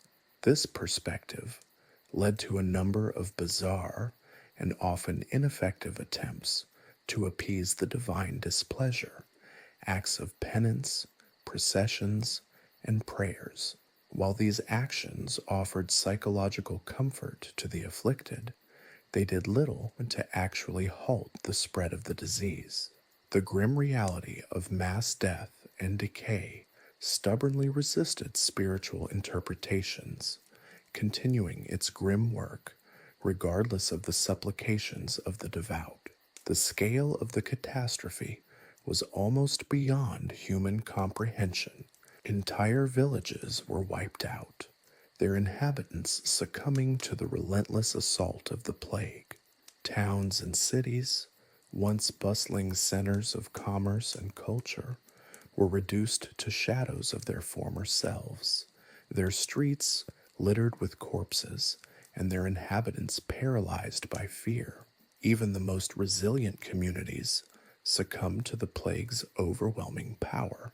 The impact extended far beyond the immediate victims. Families were torn apart, their lives forever marked by loss and grief. The social fabric of society unraveled as trust and cooperation gave way to suspicion and panic. The economic consequences were catastrophic, with trade disrupted, businesses collapsing, and widespread famine adding to the already immense suffering. The Black Death was not merely a medical crisis, it was a societal earthquake, reshaping the landscape of medieval Europe in ways that are still felt to this day. The imagery of death and decay during the Black Death is not intended to be gratuitous. The aim here is to present an honest, if stark, portrayal of the reality of the situation and to use the visceral impact of the descriptions to highlight the immense suffering and the incredible advancements that have been made in medicine and public health. The contrast between the chaotic and largely ineffective measures of the Middle Ages and the scientific precision of modern approaches stands as a testament to human ingenuity and the enduring pursuit of a healthier world. The laughter, the morbid amusement, the macabre humor, it's all to cope, to deal with the sheer terror, because facing the abyss is a lot easier with a joke, a wry observation, a little dark humor to temper the horrifying reality. Chapter 3: Lessons Learned and Lost.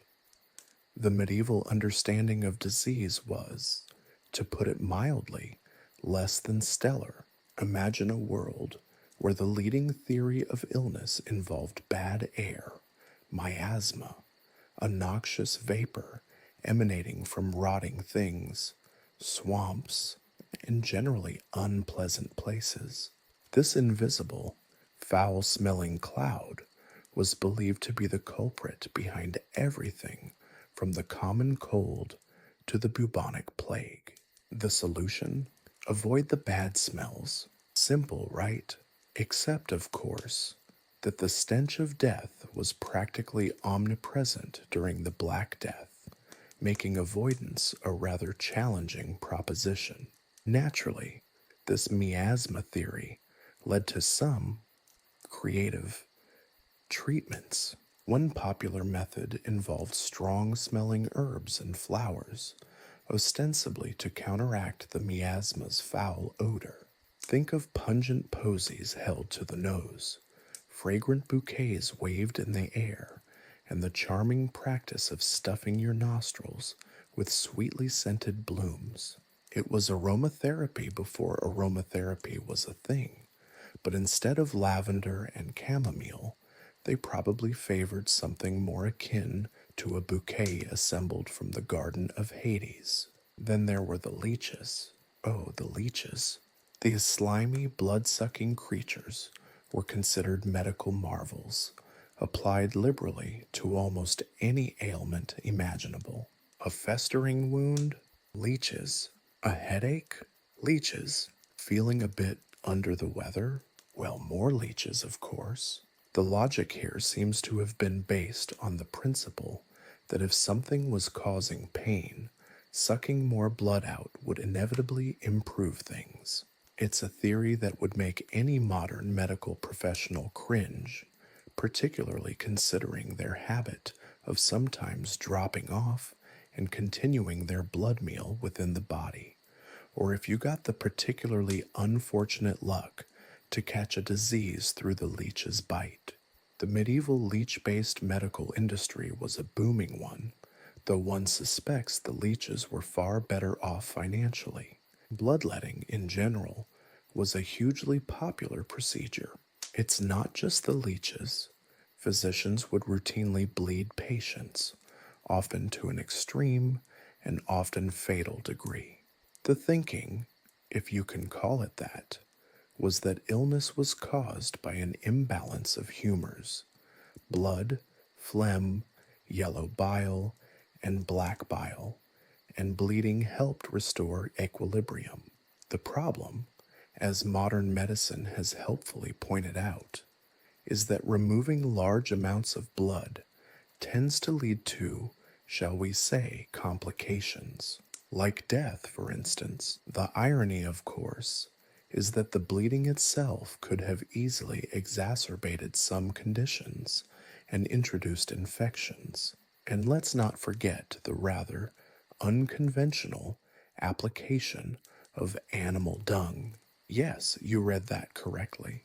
Fecus were considered a useful remedy for a wide variety of ailments, rubbed directly onto wounds or ingested as a potion.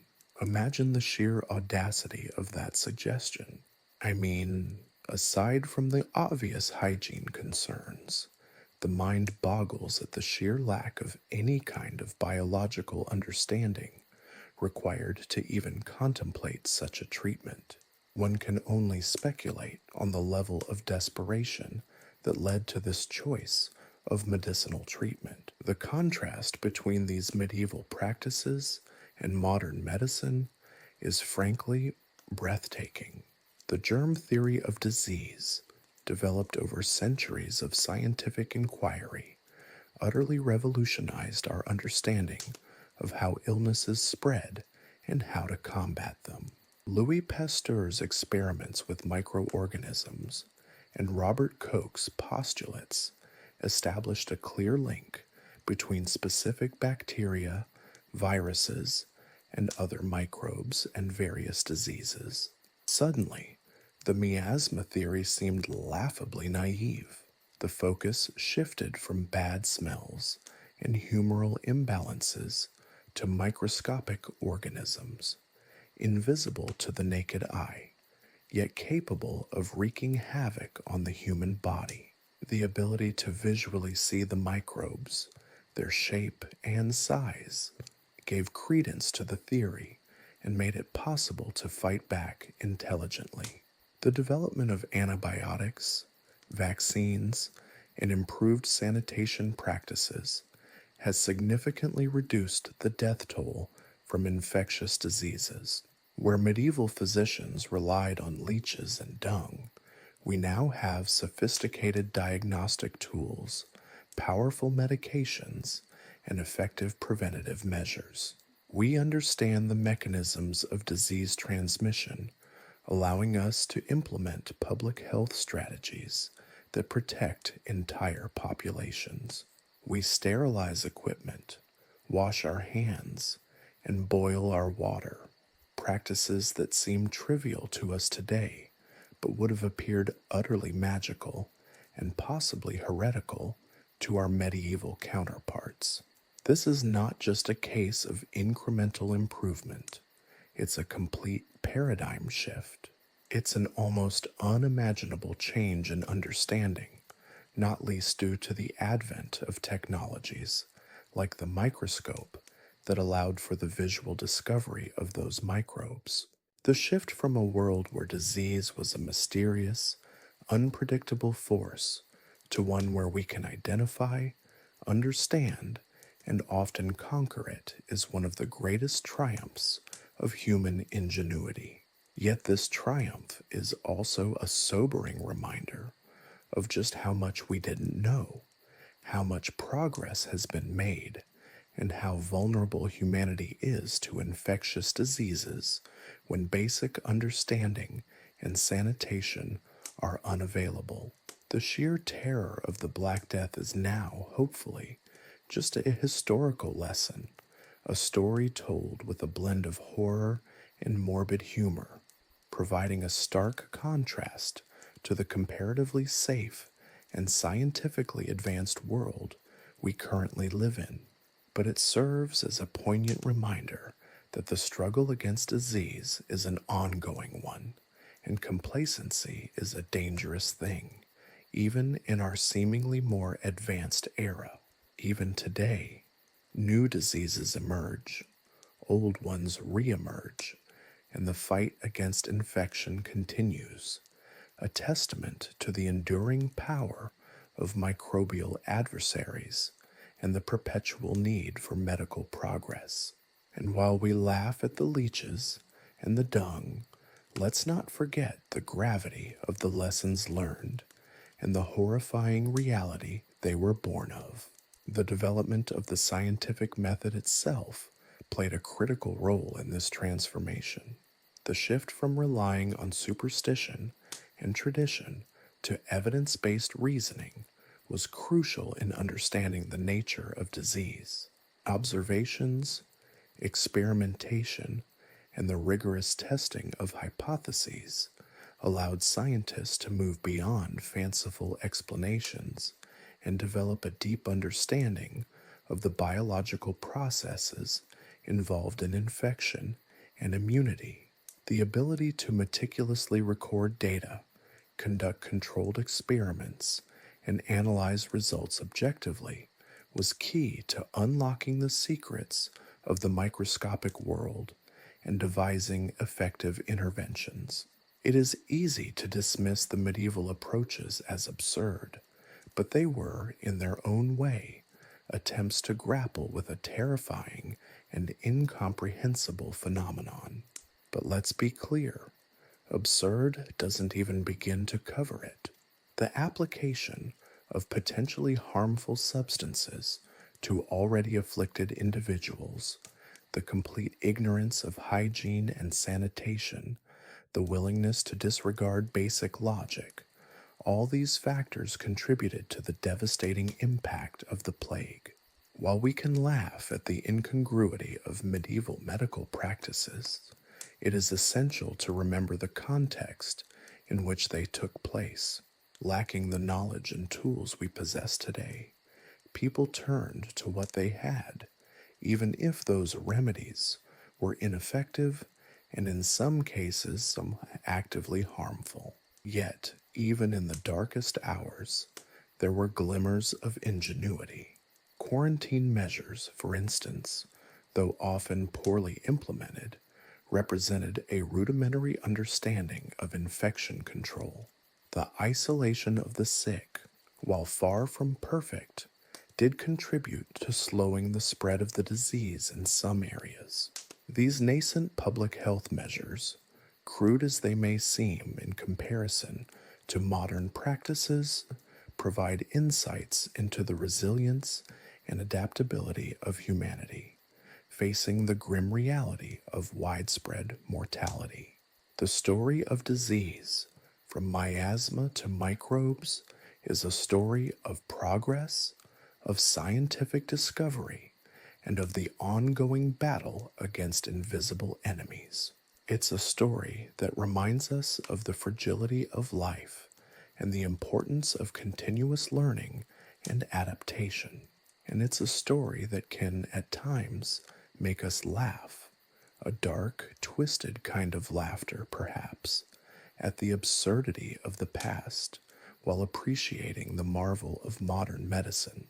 The journey from the stench of rotting flesh to the precision of a polymerase chain reaction is a testament to human resilience, intellectual curiosity, and the relentless pursuit of a healthier future. A future where hopefully the only time we'll encounter leeches is in a history book, preferably one filled with the darkest of humor. The Black Death's immediate impact was, of course, horrifying. Millions perished, leaving behind a landscape littered with corpses and a profound sense of collective trauma. But the plague's legacy extended far beyond the immediate carnage, reshaping the social, economic, and cultural fabric of Europe in ways that are still felt today. It's a legacy etched not just in graveyards overflowing with nameless victims, but also in the subtle shifts of power, the altered course of history, and even the peculiar evolution of art and literature.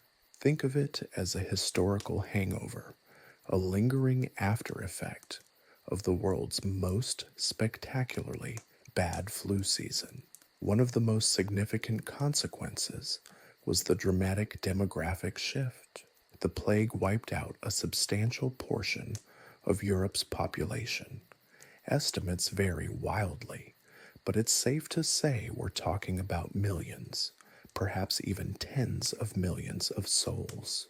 Entire villages were decimated, leaving behind a skeletal population and a landscape dotted with abandoned homes. Imagine the eerie silence, the unsettling stillness that replaced the once vibrant hum of daily life. It's a chilling image, made all the more unsettling by the knowledge that this wasn't a natural disaster, but a biological one, a silent killer that infiltrated homes and hearts. This massive population loss had profound economic repercussions.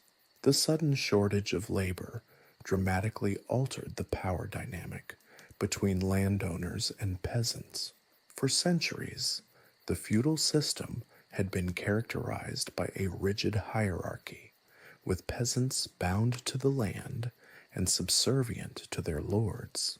But with so many peasants dead, the remaining laborers found themselves in a position of unexpected strength.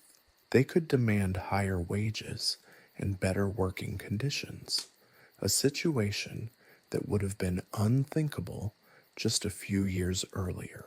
Think of it as a medieval labor strike, but on a scale so vast, it fundamentally reshaped the economy. This newfound bargaining power didn't necessarily translate into immediate utopia for the surviving peasantry, of course. The economic disruption caused by the plague was complex and multifaceted.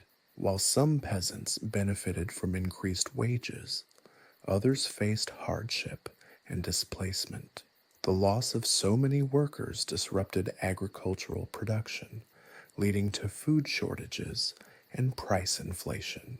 It was a time of both unprecedented opportunity and unprecedented instability, a period where the old rules of the game were broken, but new ones hadn't yet emerged. A bit like that awkward phase in a relationship after a breakup. Suddenly, everything's different, and no one quite knows what comes next. The Black Death also left its mark on the religious landscape of Europe. The scale of the mortality crisis shook the foundations of the Church. The prevailing religious explanations for the plague, divine punishment for sin, the wrath of God, fell short in the face of such overwhelming suffering. The Church's authority was questioned, and there was a surge in religious skepticism and even outright heresy. People who are already vulnerable to religious authority found their beliefs challenged by their experiences. This crisis of faith didn't necessarily lead to the rejection of religion, however. In some cases, it led to a deeper engagement with religious practice. The plague spurred a wave of religious fervor, with some people turning to religious rituals and practices for comfort and solace. The surviving members of society looked for answers and solace in their religion, often leading to a new wave of religious movements and reformations. It's somewhat similar to the reactions some people have when facing a near-death experience. In the face of existential threat, people cling to existing beliefs with increased ferocity while others lose all faith. The plague's impact on art and literature was equally profound. The recurring themes of death, decay, and mortality found their way into artistic expressions, leading to a shift in artistic styles and sensibilities. Think of the stark, often morbid imagery of the time, reflecting the pervasive sense of dread and uncertainty. Artists and writers grappled with the existential questions raised by the plague, exploring themes of mortality, despair, and the fragility of human life. The danse macabre, or dance of death, became a popular motif, depicting skeletons leading all social classes to their graves. These depictions were sometimes humorous or macabre, reflecting the shifting social dynamics brought about by the plague, while others were more explicitly mournful, displaying the suffering of those who had lived through the plague years. It was a kind of morbid artistic catharsis, a way of processing the collective trauma and making sense of the senseless. It's like society's way of creating a shared trauma-informed therapy session, expressed through art. Literature also reflected the social upheaval and uncertainty of the period. The Decameron by Giovanni Boccaccio, for instance, offers a fascinating glimpse into the psychological impact of the plague, portraying the fear, desperation, and resilience of individuals facing a deadly pandemic. While the Decameron is a work of fiction, it's a work informed by Boccaccio's own experience, capturing the atmosphere of the plague years and the emotional toll they took. It's a dark comedy, a laugh in the face of death, born from a place of profound sorrow. The Black Death's long-term impact on society was complex and multifaceted. It triggered profound changes in demographics, economics, labor relations, religious beliefs, and artistic expressions. It left behind a trail of devastation, but also sparked waves of innovation, resilience, and social transformation. It is a tragic chapter in human history, but also one that reveals the incredible capacity of human beings to endure, adapt, and even find humor in the face of unimaginable adversity. The lingering echo of the plague is a reminder of the fragility of life and the enduring power of human resilience, a testament to humanity's ability to both create and overcome unimaginable catastrophes, and perhaps, just perhaps, to find a bit of dark humor amidst the ruins. The societal shifts resulting from the plague weren't just about economics and religion. They touched upon virtually every facet of medieval life. Consider the family structure. With so many adults dying, children often found themselves orphaned and vulnerable, thrust into a world where survival depended on resilience and often ruthless pragmatism. This led to shifts in kinship networks as extended families and communities stepped in to care for the vulnerable, creating an unusual form of social support system built on necessity. Political structures also underwent significant changes in the wake of the plague. The weakened power of the aristocracy, coupled with the increased demand for labor, allowed for a gradual shift towards a more centralized state. The need for effective governance, particularly in managing the consequences of the pandemic, led to increased state involvement in economic and social life. This was a slow, incremental shift, but it laid the groundwork for future changes in political structures. The plague also had a surprising impact on urban development.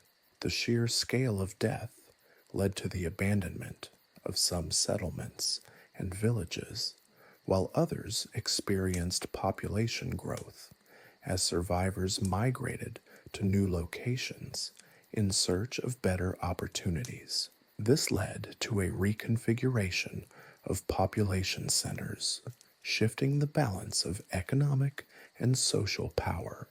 The demographic shifts created a kind of urban reset, which had a lasting impact on urban planning and development centuries later.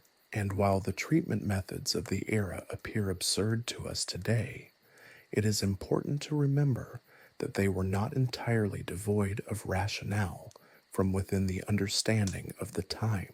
The use of leeches, for example, stemmed from the theory of humoral balance, a system of medicine that believed illness resulted from an imbalance of bodily fluids.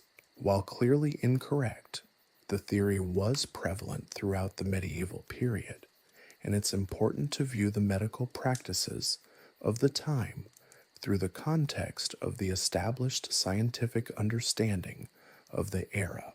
The legacy of loss from the Black Death is thus a complex tapestry woven from threads of death, suffering, societal upheaval, and unexpected innovation.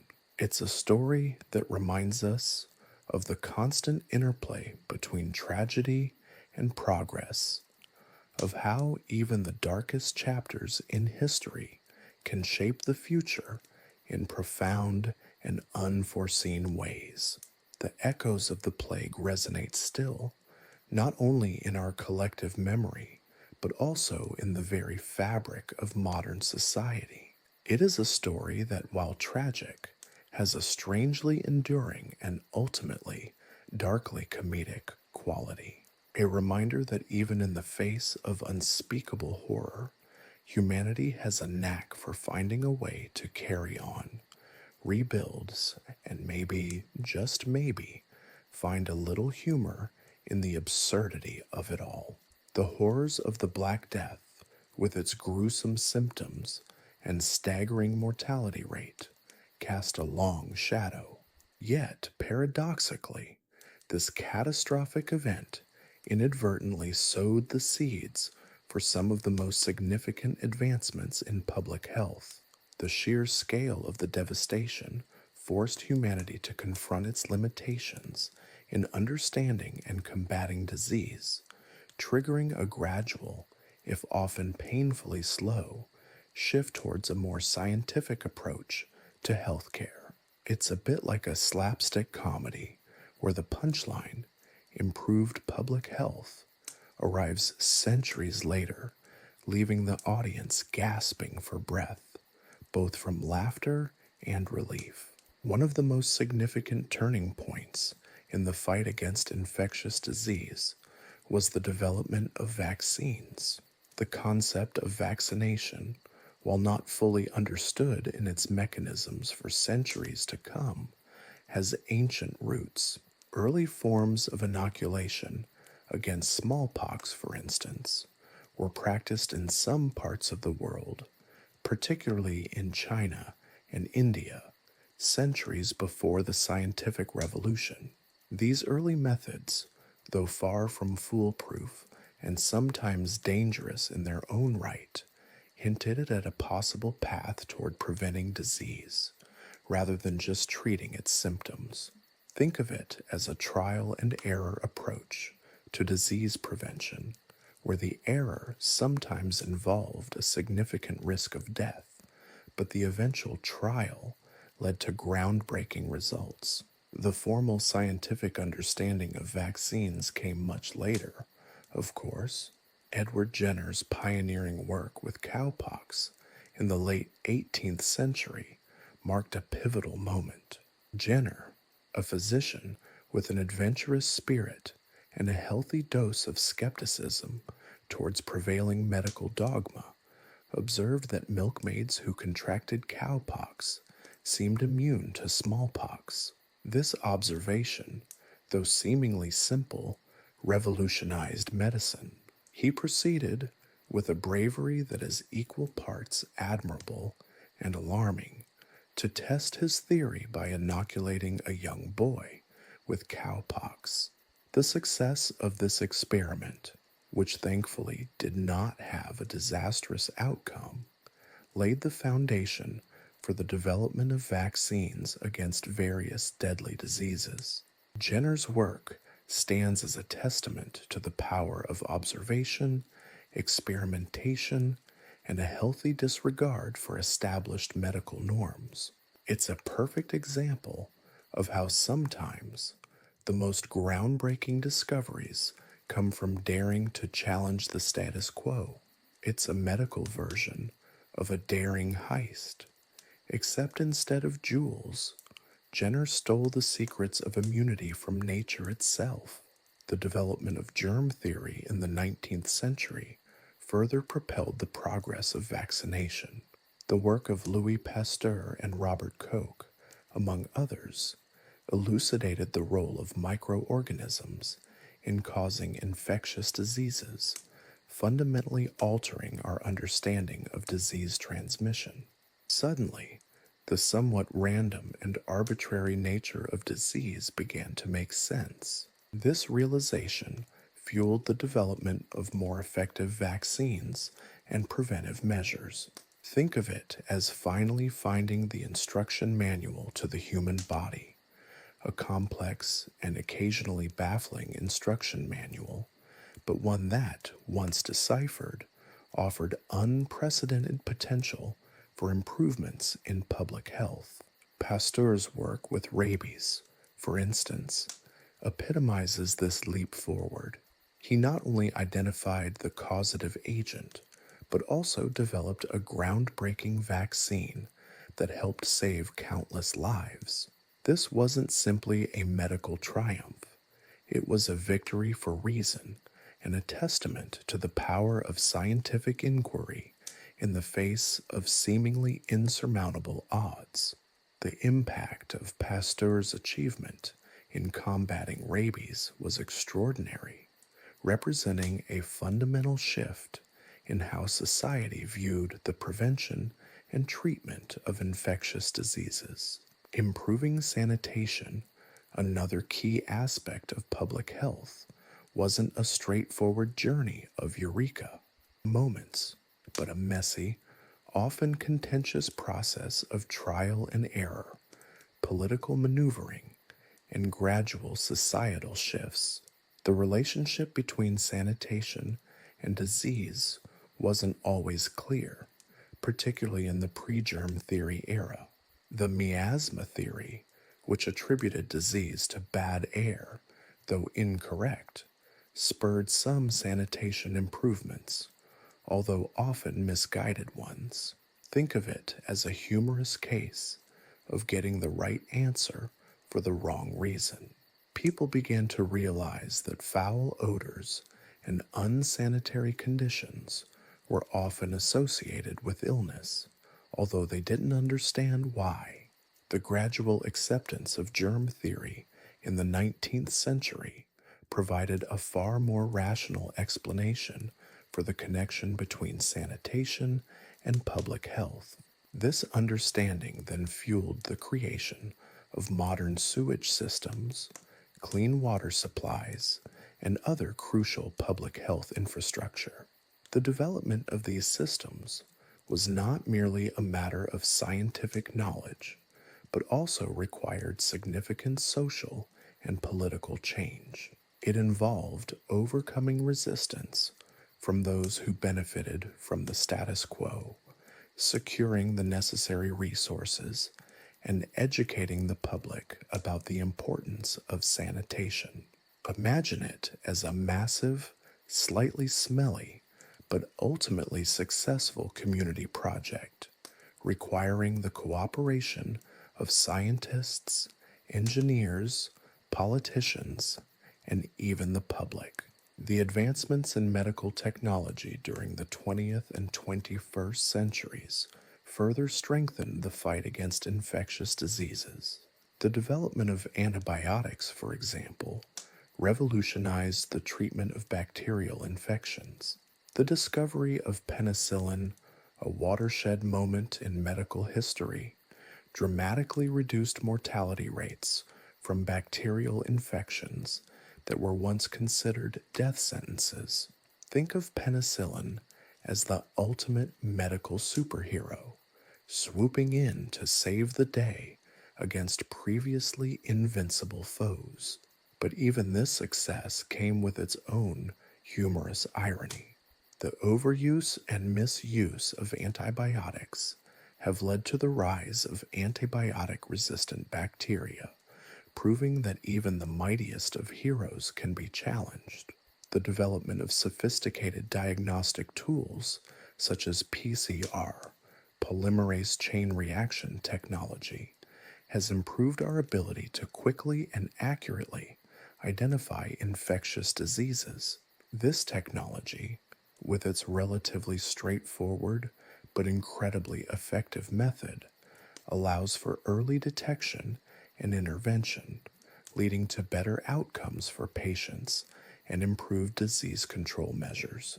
Imagine it as a high-tech detective work, using the latest forensic tools to track down and identify the culprits behind infectious outbreaks, preventing wider devastation. The ongoing development and refinement of medical technologies, from vaccines to diagnostic tools and treatments, represents a continuous evolution in our approach to public health. Each advancement builds upon the foundations laid by previous discoveries, demonstrating the cumulative nature of scientific progress. It's like building a complex machine, piece by piece, where each new component enhances the overall function and effectiveness of the entire system. However, it's important to acknowledge that these public health triumphs are not without their own set of challenges. The emergence of new and drug-resistant diseases, coupled with the persistent inequalities in access to healthcare, highlight the ongoing need for vigilance, innovation, and equitable distribution of resources. The fight for public health isn't a battle won, but a continuous campaign requiring our attention and often a hearty dose of dark humor to maintain perspective in the face of overwhelming challenges. The story of public health is an ongoing saga, a complex tapestry of triumphs, failures, and unexpected twists. And it's a story that is far from over. The triumph over the Black Death's legacy, a victory hard won over centuries of trial and error, shouldn't lull us into a false sense of security. The specter of infectious disease, like a particularly persistent and frankly irritating uninvited guest, continues to haunt humanity. While we've made incredible strides in understanding and combating disease, the ever-present threat of emerging infectious diseases serves as a stark reminder that the battle for public health is far from over. It's a battle that requires not only scientific ingenuity, but also a hefty dose of global cooperation and a healthy skepticism of declaring victory too soon. We've danced with death, and while we've gotten rather good at the foxtrot, the waltz is still a work in progress. The emergence of new and re-emerging infectious diseases is a phenomenon as predictable as the arrival of taxes. Whether it's a novel virus leaping from an animal host to humans, or a previously controlled pathogen developing resistance to our best weapons, the threat is both persistent and ever evolving. This isn't a new phenomenon. Throughout history, humanity has faced waves of devastating outbreaks. However, the interconnected nature of our modern world, with its rapid global travel and densely populated urban centers, acts as a superhighway for infectious diseases, accelerating their spread at an alarming rate. Think of it as a global game of pandemic tag, except the consequences are far more serious than a slightly bruised ego. The Ebola virus outbreaks in West Africa in the early 2010s serve as a grim reminder of this threat. The virus, with its horrifyingly high mortality rate, spread rapidly through communities with limited healthcare infrastructure, highlighting the critical importance of robust public health systems in containing outbreaks. It was a stark lesson in the fragility of our defenses against emerging pathogens, a lesson delivered with the blunt force of a medieval catapult. The chaotic scenes of overwhelmed hospitals and widespread panic were a sobering reminder that even in the 21st century, we are not entirely immune to the devastating consequences of unchecked infectious disease. The COVID-19 pandemic, of course, brought this reality into sharper focus. The rapid spread of the SARS-CoV-2 virus across the globe demonstrated the catastrophic potential of a novel infectious disease in a hyper-connected world. The pandemic exposed vulnerabilities in global healthcare systems, highlighting the need for better preparedness, stronger international cooperation, and equitable access to vaccines and treatments. It was, to put it mildly, a rather inconvenient truth revealed on a global scale. It served as a crash course in epidemiology for the world, a crash course no one really wanted to attend but were forced to participate in. The response to the COVID-19 pandemic, while uneven and imperfect, also showcased the remarkable capacity for rapid scientific advancement and global collaboration. The development and deployment of multiple effective vaccines in record time was a testament to the power of scientific innovation and international cooperation.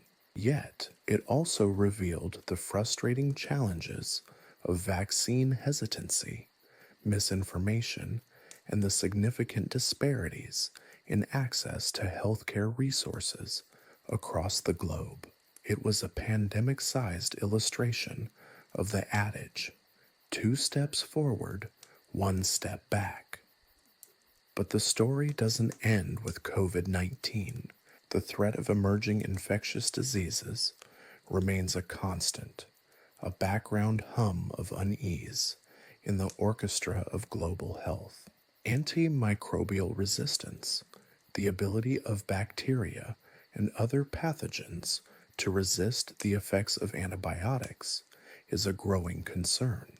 The overuse and misuse of antibiotics have accelerated the evolution of drugs-resistant strains, potentially rendering many of our most effective treatments useless.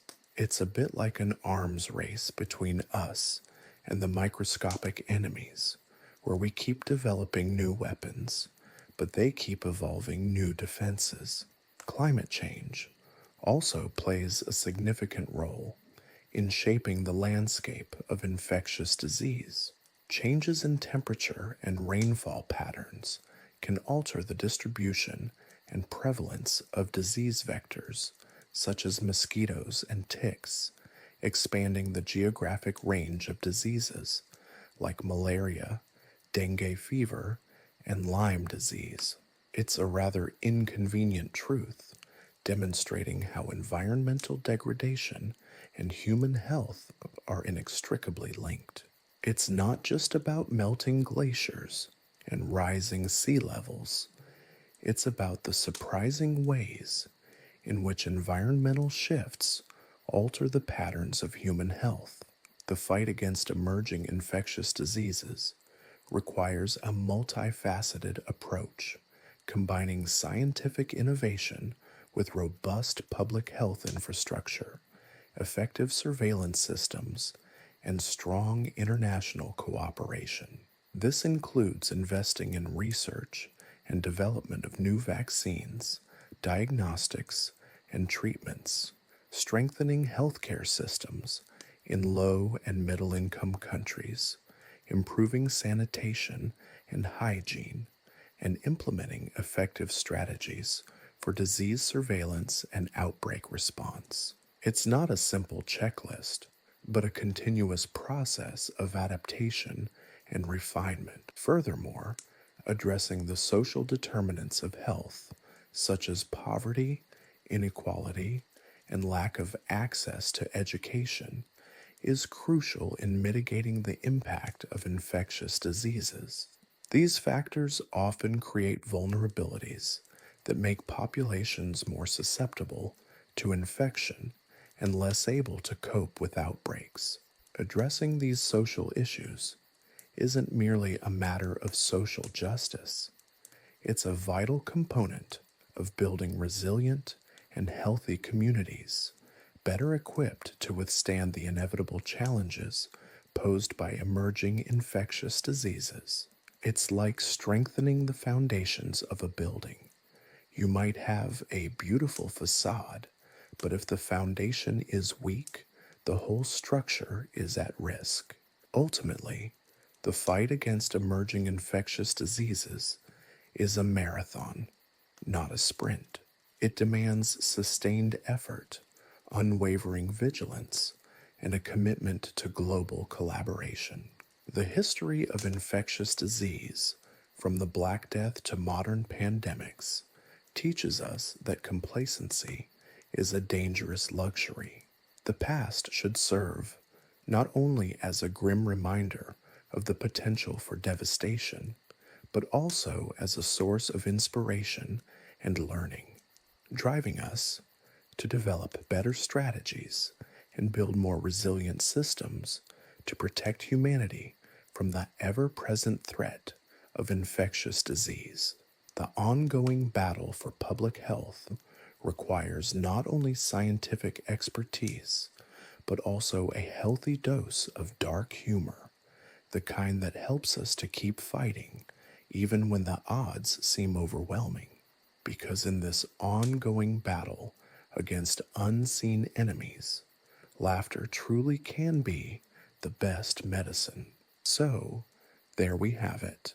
Centuries of buboes, boils, and bewildering cures. A veritable buffet of bizarre medical practices that would make even the most seasoned medical student recoil in horror and perhaps trigger a mild existential crisis. We've journeyed through the grim, the grotesque, and the genuinely goofy aspects of medieval medicine's attempt to grapple with the Black Death. We've seen the best and worst of human ingenuity in the face of overwhelming odds, a testament to our resilience and, let's be honest, our remarkable capacity for incredibly bad ideas. Think about it. Rubbing animal dung on a plague sore. Seriously, what possessed our ancestors to believe that smearing feces on an already infected wound would somehow magically cure it? Was it a desperate act, born of fear and desperation? A misguided attempt to placate an angry god? Or perhaps a particularly ambitious prank gone horribly wrong on a societal scale?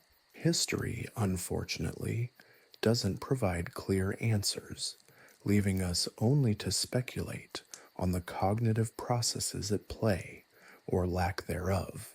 It's a testament to the power of belief, or perhaps the lack of critical thinking. Either way, the sheer audacity of it all is both horrifying and hilarious. And let's not forget the charmingly ineffective practice of bloodletting. Those poor souls, already weakened by the plague, having their precious lifeblood drained away, all in the name of restoring balance, or perhaps just making the physician feel less useless. It's a darkly comedic tragedy, a macabre performance played out across Europe, with leeches playing the role of the inept chorus. The image alone is enough to send a shiver down the spine, and perhaps a chuckle if you're of a particularly morbid disposition. It's a stark reminder that sometimes the best intentioned actions can have devastating consequences, especially when based on faulty premises. The medieval obsession with bad air, or miasma, as the culprit behind the plague was, in its own way, a marvel of misinterpretation. The idea that noxious fumes caused disease was, while utterly incorrect, a surprisingly logical deduction given the limited scientific understanding of the time. It's a fascinating case study in how the human mind, in its quest to understand the world, can build elaborate, yet entirely inaccurate, explanations for complex phenomena. This tendency towards flawed explanations, incidentally, persists to this day, as evidenced by the abundance of conspiracy theories and misinformation prevalent in our modern age. While the context might differ, the human capacity for embracing improbable notions seems remarkably consistent throughout history. We may have moved on from rubbing feces on wounds, but we've found other delightfully absurd ways to challenge the bounds of reason. Yet, amid all the absurdity, there's a certain perverse beauty to be found in the medieval response to the plague. It's a testament to the human spirit's tenacity, its capacity to endure even in the face of overwhelming adversity. People did what they could with what they knew, even if what they knew was fundamentally wrong. Their attempts to combat the plague, though often tragically misguided, highlight the enduring human drive for survival, the stubborn refusal to succumb to despair. It is a powerful lesson in perseverance, although perhaps not one that should be directly emulated in medical practices. The contrasts between medieval medicine and modern medicine are staggering.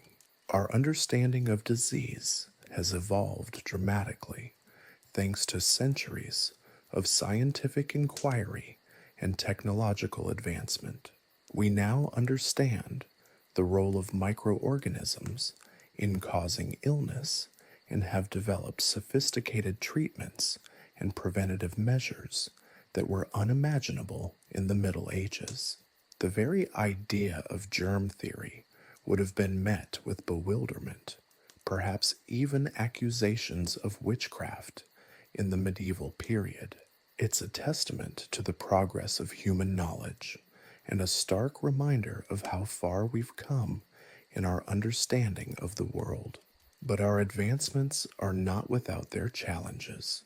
Antibiotic resistance, the rise of new infectious diseases, and the persistent threat of pandemics remind us that the battle against disease is far from over. We face new enemies, ones that are evolving alongside our understanding of them. The fight for public health is not a sprint to the finish line, but a continuous marathon requiring constant vigilance, adaptation, and global cooperation. We've traded leeches for antibiotics, but the underlying theme of facing an unseen enemy that requires constant adaptation remains remarkably similar. This book, with its blend of historical accuracy and darkly comic observations, is not merely an account of the past. It's a cautionary tale, a reminder that our current understanding of disease is not immutable. It's a call for vigilance and a plea for a continuous and hopefully less absurd pursuit of better knowledge and stronger defenses against the unseen enemies that threaten our collective well-being.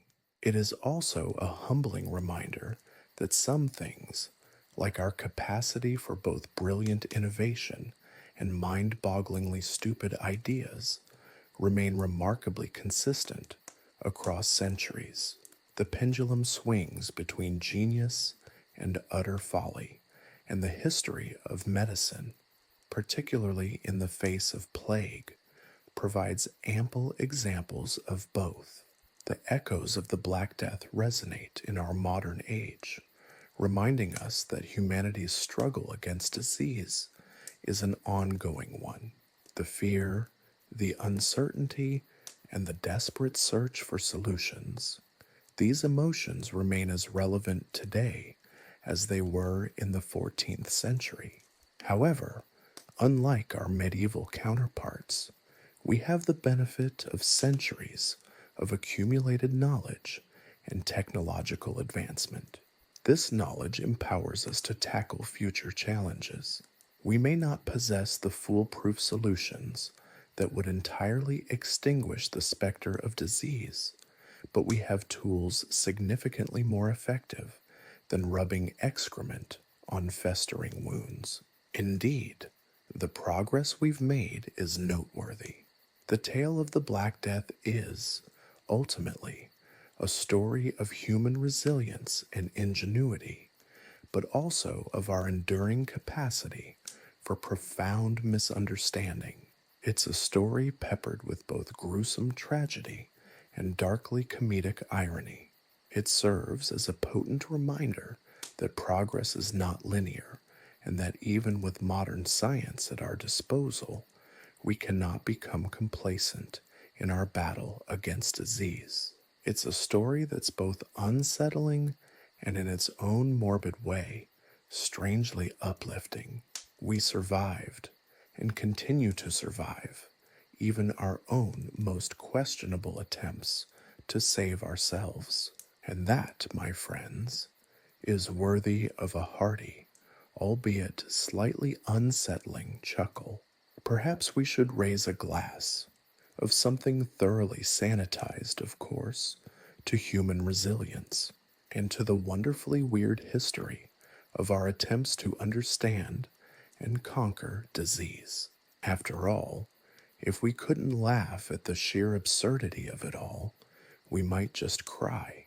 And let's be honest, crying just makes the plague sores worse. So let's laugh and learn and continue to strive for a future where medicine is a little less medieval.